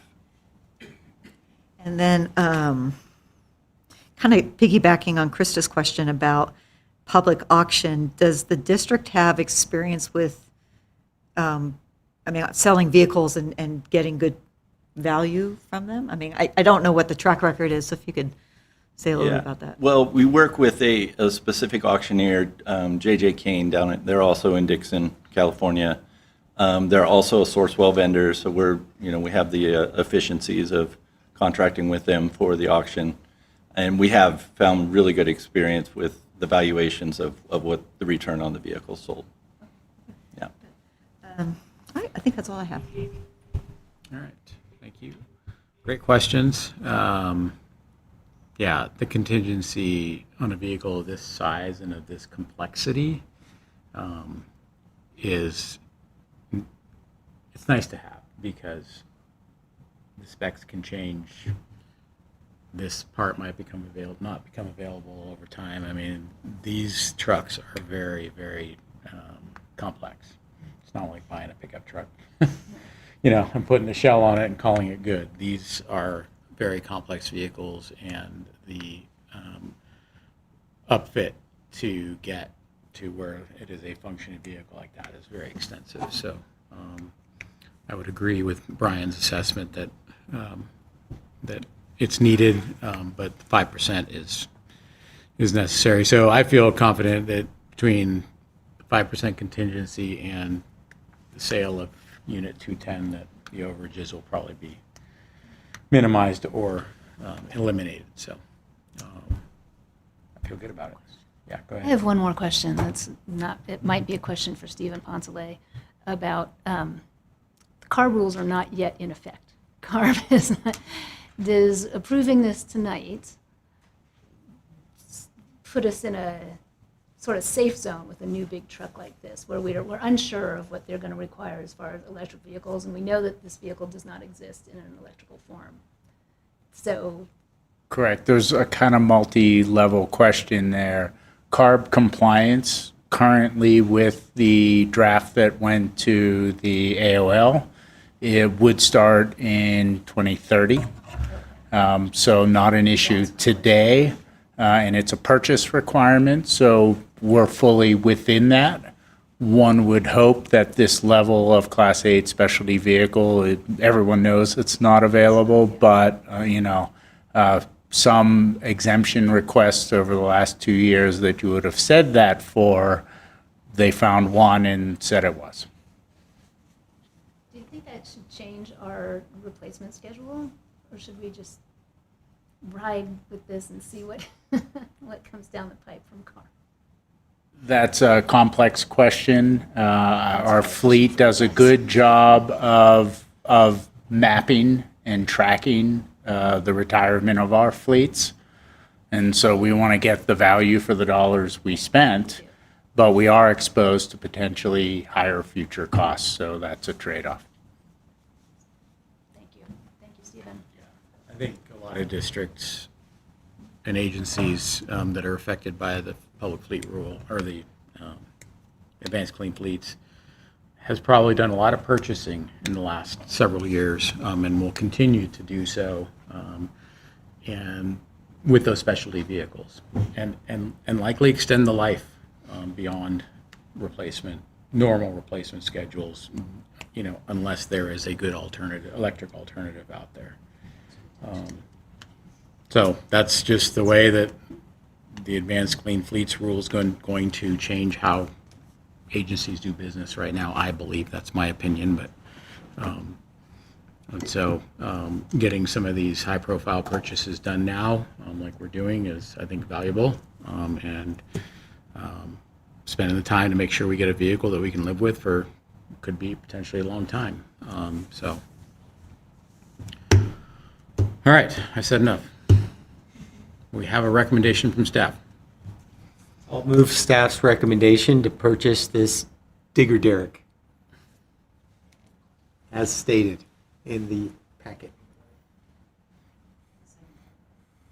Just to clarify, your motion is to recommend all A of and B. staff's. All of A staff's and B. recommend. The purchase and the recommendation. Yes, thank you. surplus. Thank you. Right. Yes, so Director Bender's motion includes items A and B as presented. As presented. I will second Director Bender's motion, his all-inclusive motion. All right, we have a motion and a second. All in favor? Aye. Aye. Any opposed? Seeing none, motion carries. Thank you, Brian. Thank you. All right, let's move along here. Next item on the action list, consideration to increase professional services contract with NV5. And we have Mike Swanson. This is item 15. Good evening once again. Board. Uh-oh.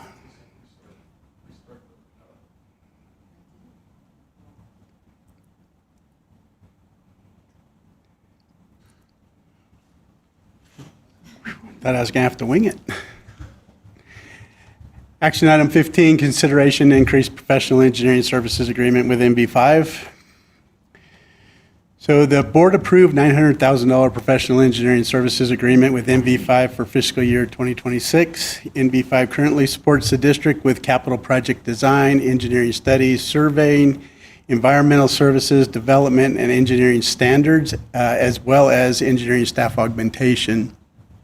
Since approval of the agreement, engineering demand has increased due to development of electric system master plan and the district's expanding capital improvement program.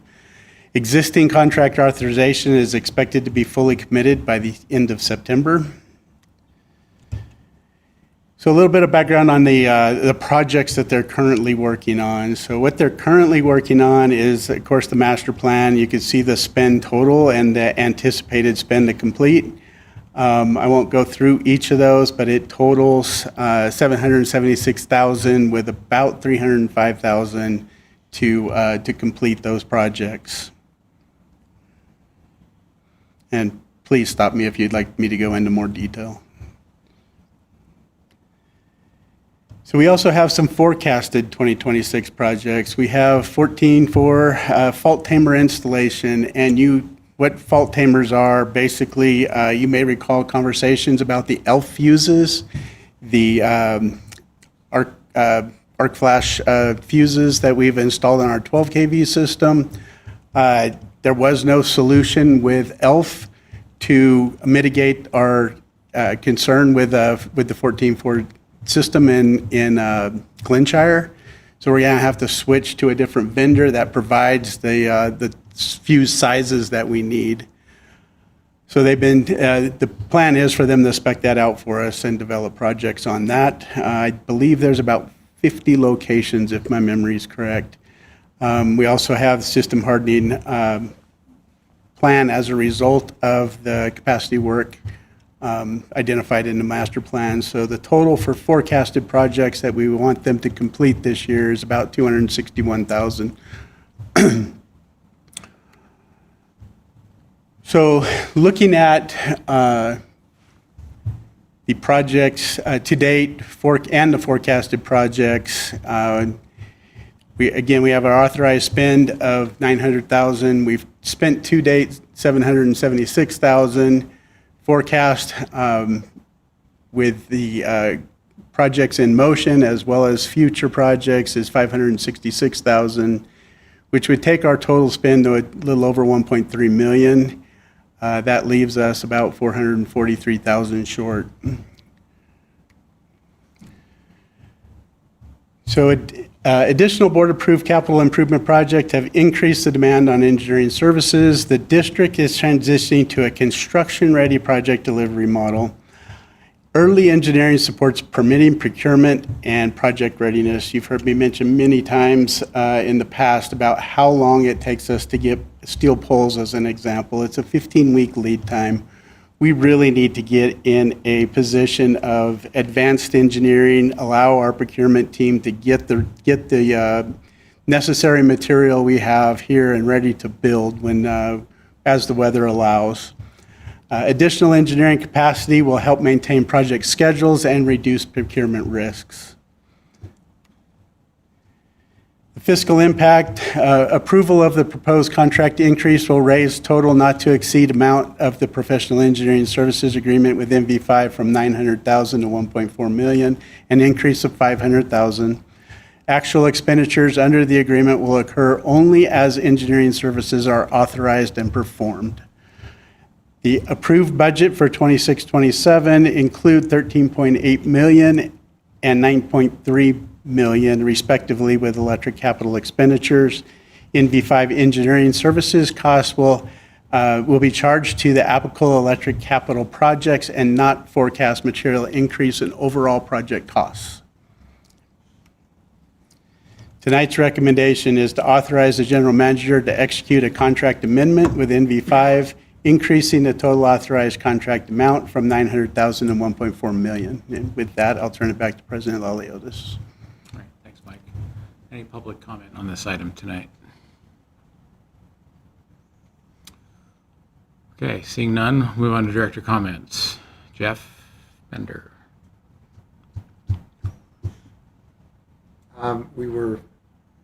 I think it's good for getting things done so we can get things done sooner, so we can plan ahead and buy materials. That's a lot to one company, so that's my only concern, but I think, I think I'm okay moving ahead. Thank you. Where is the additional $500,000 coming from? So it'll come out of the projects that they'll be working on. So it'll come out of our capital budget. Unless there's an explanation needed, Mike. And so there's excess funds in the capital budget, or is the project going by the wayside, or I'm just curious what the negative effect to spending more here versus elsewhere. You may recall, Director Randall, that we have excess capital reserve, or I shouldn't say excess, we have a capital reserve of roughly $22 million, and that's where I anticipate the money would come from. Yeah, so we have a capital improvement plan and budgeted capital projects to be funded out of the electric capital reserves. The funds associated with the engineering cost that NV5 would, if approved, be providing for us, that cost will be attributed to each of the individual capital projects that they work on. So the approval this evening is to add additional procurement authorization for this year, not additional projects or an additional cost there. So those will be associated with future capital projects that we're starting now. So it's coming out of reserves? Correct. Okay. Our capital projects are funded through reserves. Okay, that was my question. Yeah. Thank you.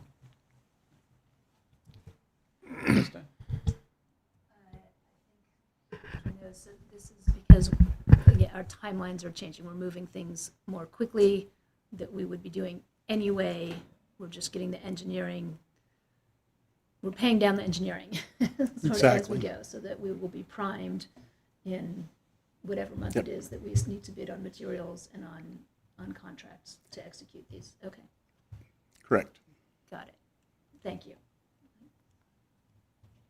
Yes, very similar to the item that Brian Yon just presented in terms of lead times.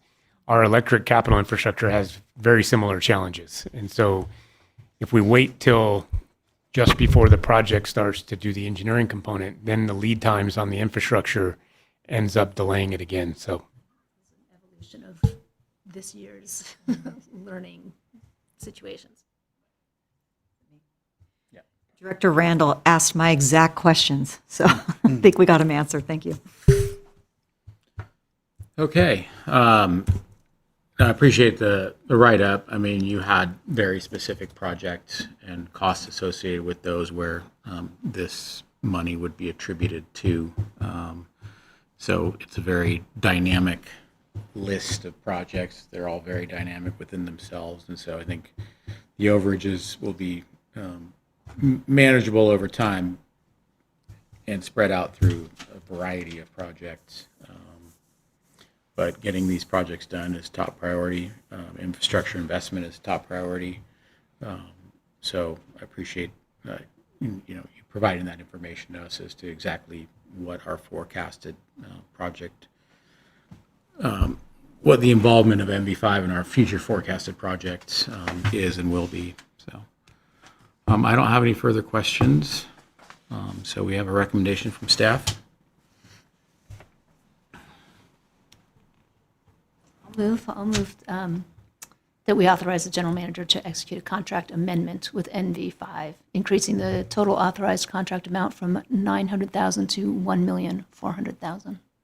Second that motion. Okay, we have a motion and a second. All in favor, say aye. Aye. Aye. Any Aye. opposed? Seeing none, motion carries. Thank you, Mike. All right, item 16, consideration of approval of the unrepresented technical engineering and management salary schedule. All right. Good evening once again, members of the board. So background. So this action establishes a salary classifications and board approves salary schedule needed to recruit and hire for the position authorized through the fiscal year 26-27 budget process. You may recall our CFO, Mr. Salmon, in various different presentations. It may have been Jillian as well. We showed a TBD position for electric. A board-approved publicly available salary schedule is also required for compensation to comply with CalPERS reporting requirements. Staff evaluated the district's operational need and determined a system operator best supports the future operation of the electric system. The position will centralize real-time operation of the district's electric system by leveraging SCADA, OMS, and other grid technologies to improve reliability, enhance situational awareness, strengthen emergency response, and support safe and efficient operation of an increasingly complex electric utility. So you heard NV5 talk about contingency scenarios. We may be in a position where we're having to do seasonal load transfers that we haven't had to do in the past due to our load constraints. System operator position is industry standard utility function responsible for real-time monitoring and operation of the district's electric grid. It centralizes the operation through advanced technologies, as I mentioned prior, SCADA, OMS, and other intelligent grid technologies. It coordinates planned and emergency switching to safely maintain and restore electric service, monitors system conditions, provides situational awareness, and supports informed operational decision-making, and it strengthens system reliability, emergency response, and operational efficiency, as well as public safety. So the classification framework, it establishes an industry standard career progression consisting of System Operator 1 and System Operator 2. Market salary analysis completed using comparable public electric utilities, and it supports recruitment, employee development, as well as succession planning. So the proposed salary schedule again establishes System Operator 1 and 2 for the board approved positions. Position, I should state. A market salary analysis, the market salary analysis was completed. It was looking at comparable job classifications, required qualifications, organizational responsibilities, compensation practices, labor market conditions, and internal equity. So staff recommends System Operator 1 salary range be at the M39 level with an effective annual salary of $146,859 to $178,509, and a System Operator 2 salary range at M42 with the effective annual at $157,960 and $192,014. I'll get into a little bit more of the classifications and the differences. System Operator 1, it provides a development pathway through the district's development system operator qualification program. So this is a beginning level classification. Somebody who has the technical aptitude might not have any technical training associated with that. It's training it's the skill that we would develop internally. And System Operator 2 recognizes a fully qualified operator who have completed the district's qualification program or possesses equivalent qualifications from another electric utility. The two classifications establish an industry standard career progression that supports recruitment flexibility, employee development, and again, succession planning.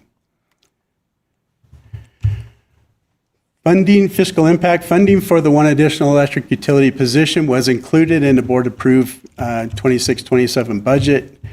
Approval of the proposed unrepresented technical engineering and management salary schedule establishes the compensation ranges for System Operator 1 and System Operator 2, and as stated prior, the levels M39 and M42. Does not increase the number of authorized position or require an amendment to the adopted budget. The recommendation for tonight is to approve the updated district's unrepresented technical engineering and management salary schedule as presented. And with that, I'll turn it back to you, President Liliotis. All right, thanks. Any public comment on this item tonight? All right, seeing none, we'll move on to director comments. Krista? I might need a little clarification. Is this two positions, or is it a position that's got a step? Is it starting as a position that has a step, and when that step is taken, we hire somebody else in Systems 1? So we only need to fill one position. Our goal right now is to fill a system operator 2. We're hoping to get somebody with experience so that we can establish our control center, if you will, to establish SOPs, work with our crews establishing process, build our SCADA system, which is a big one for us. As I've mentioned in prior board meetings, our SCADA system now on the electric side of the business only allows us data acquisition. We don't have the ability to operate remotely. We're working on that. Mr. Crow and as well as a team are working to develop that new SCADA platform. Once we get in the ability to operate remotely, it adds complexity. So having somebody who's been in the industry and done the work is what would be most valuable to the district. But we also wanted to create an avenue for growth for internal folks or external, quite frankly, to develop into that position. At the current time, I only see a need for one position, but as our grid gets more complex, as we start doing different things, there may be a need down the road. So we wanted to create that opportunity with that system operator 1 position. So that's what we're looking to hire for that position at the moment. Is a system operator 2. The system operator 2. Correct. And that's okay. I got it. Thank you. It's a little step. Director Finn, the district does this with a few positions across the organization where there's a progression in skill sets and compensation. And we often will do a recruitment that skill set or position is desired by the district, and based on recruitment response and technical abilities and experience, we can place a potential candidate in either of those progressive steps. So it's one position, one budgeted position based on the recruitment opportunities and experience level. We'll place them commensurate with their experience and skill sets. We do it on the water side with a couple of positions, and another example would be our engineering progressions at electric. So associate engineer, senior engineer. This is very similar to that. Thank you. Yeah. I'm all good. Detailed presentation. Thank you, Mike. So really appreciate it. Steve, all good. I just have one question. Do these positions contemplate future need for an operator from the generation side if we ever go down that road? I'm not sure I understand the question. Could this position act in that capacity? I mean, would there be something in this position or within the outline of this position that would also help us down the line if we were to become a generator, whatever scale? I haven't seen that in the industry where a distribution operator would be operating generation. I'm gonna piggyback on that question. How about for like a virtual power plant? Things where we're accessing people's batteries, for example, during peak moments when we could utilize that to tame that duck curve that is always attacking us. We could definitely entertain that, but again, I haven't seen that in the industry where a distribution control center interacts with any generation. Is it possible? Sure. I mean, anything's possible with the right amount of training and provided expertise, but I believe UAMPS, look for Brian here, I believe UAMPS provides that support for us. Yeah, there's definitely in the industry a distinction between a distribution system operator or substation operator or a system operator versus a resource scheduling position. Currently, the district utilizes UAMPS as our energy resource scheduling entity.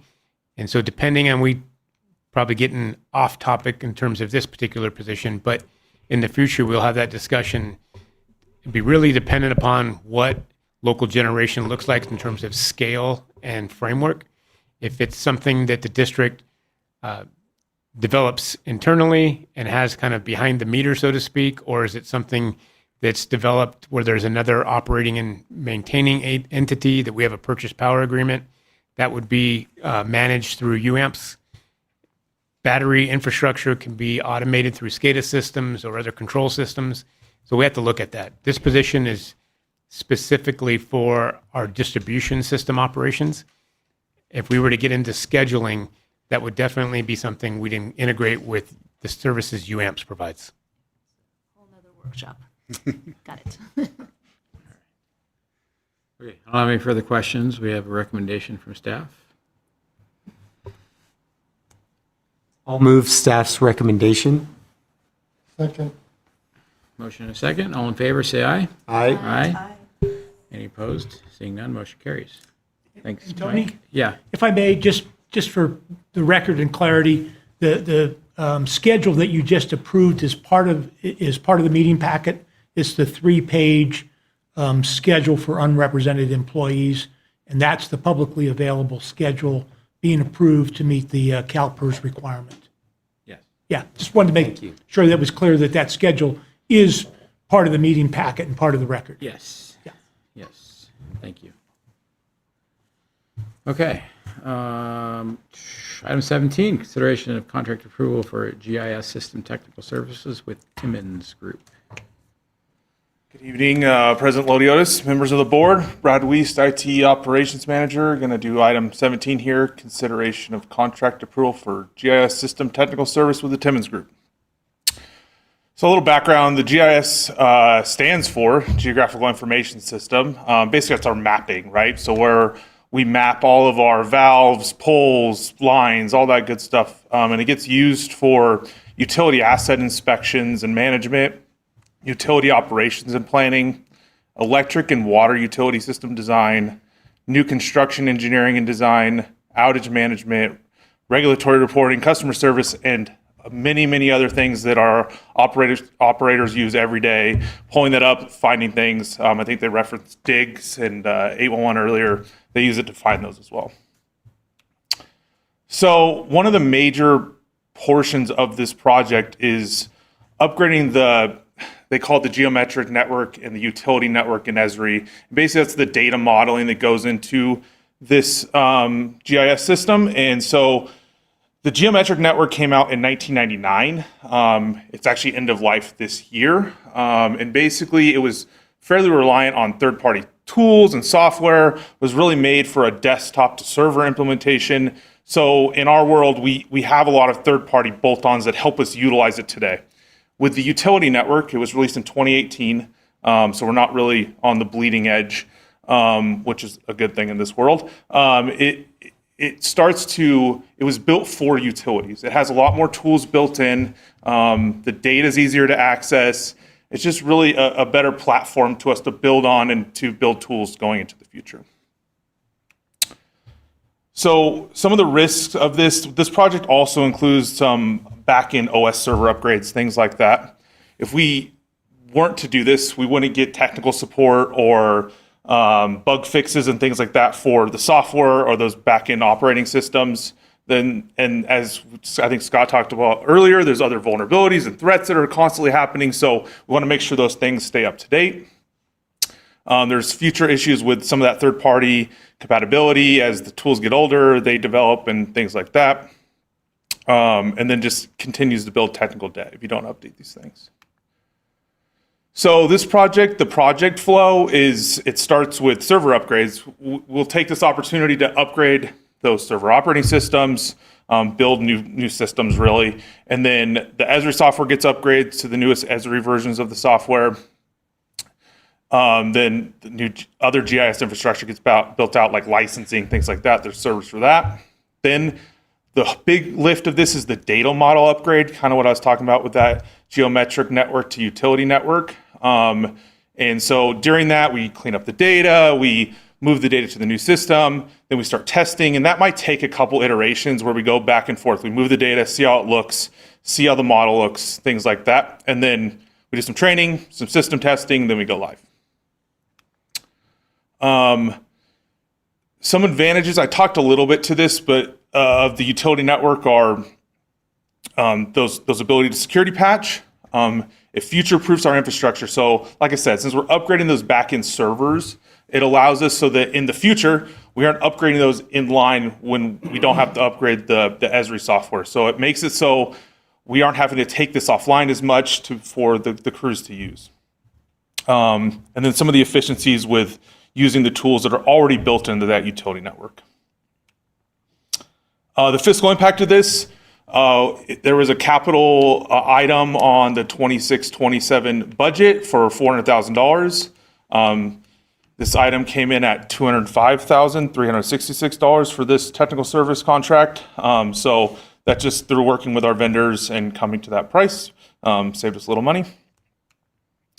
So the recommendation this evening is to authorize the general manager to approve a special services contract and associated documents with Timmons Group for GIS systems, technical services in the amount of $176,940 plus a 10% change order allowance of $17,694 for a total not to exceed $194,634. Happy to take any questions. Thanks. Thank you, Brad. Any public comment on this item tonight? Seeing none, move on to director comments. Steve? Yeah, you explained the rationale for the need, and I have no problem with that. My question is, how did you pick the consultant, and were other consultants considered?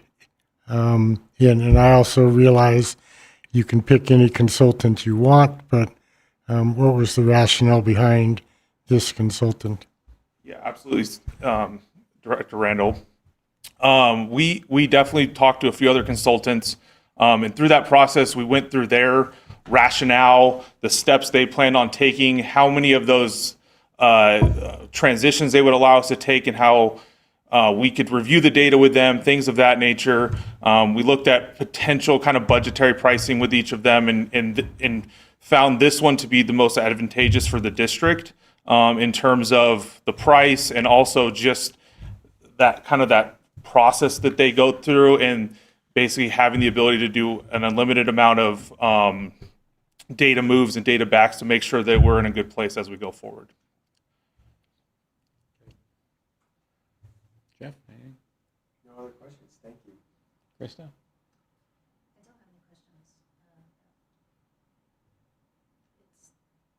Nice to be under budget. Good.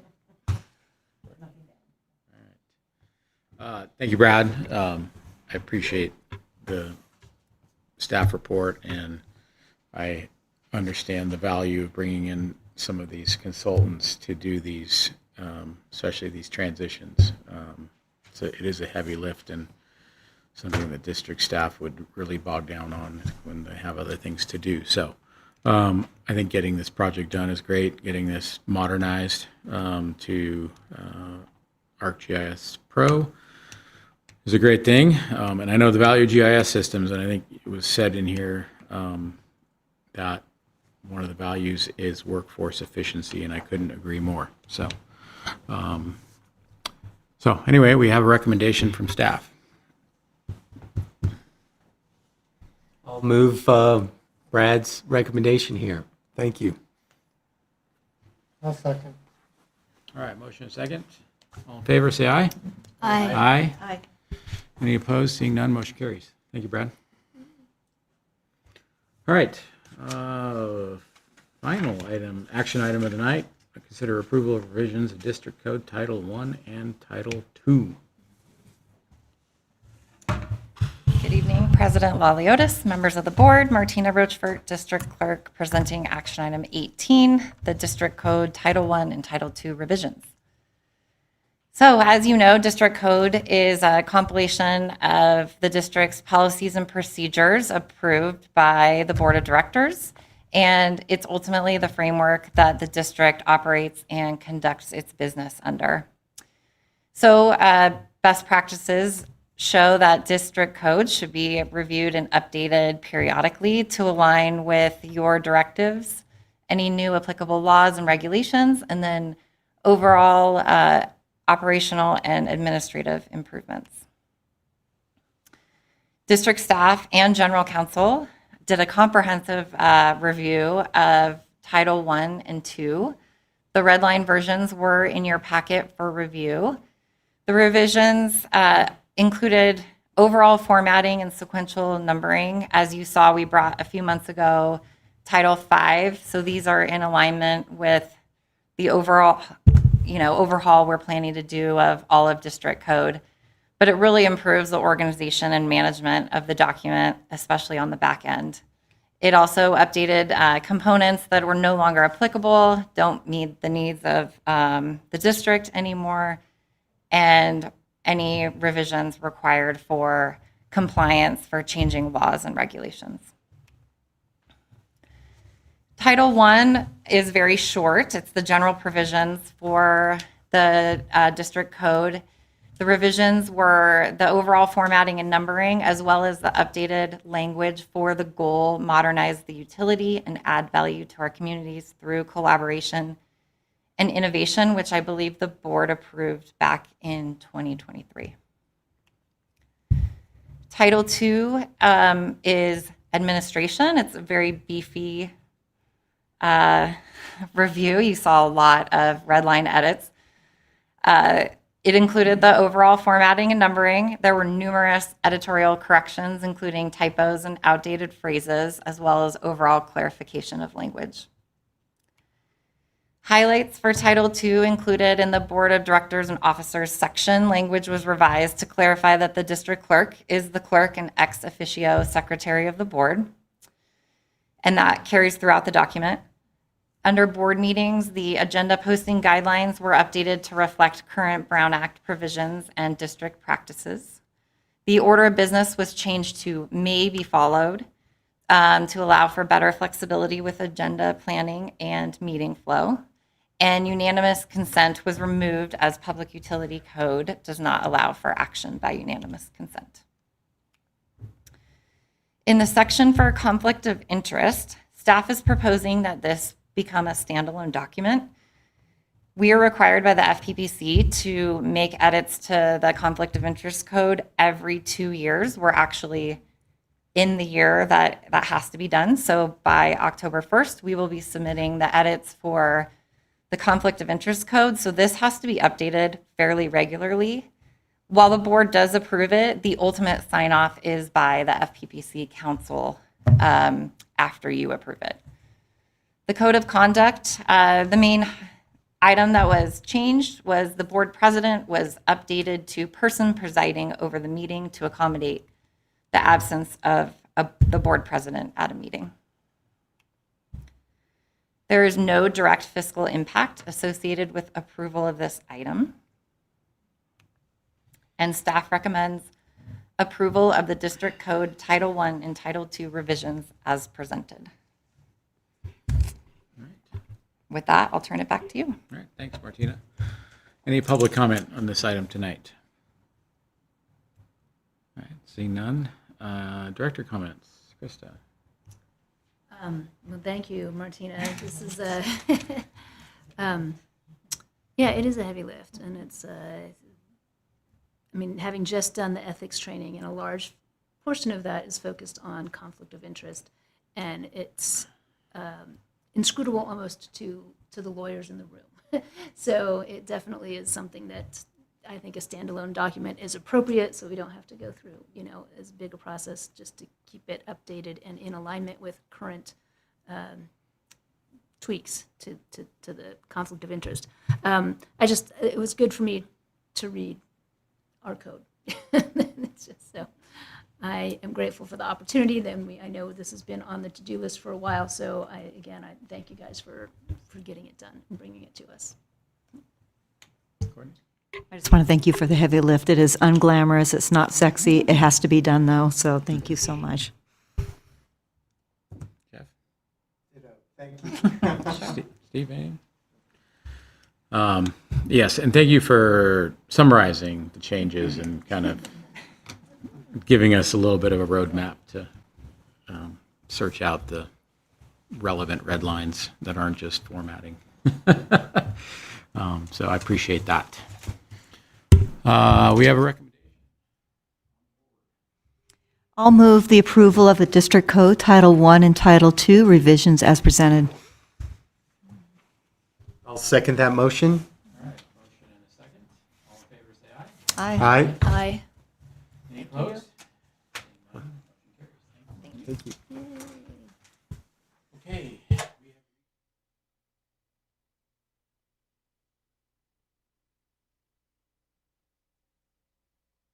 On the agenda.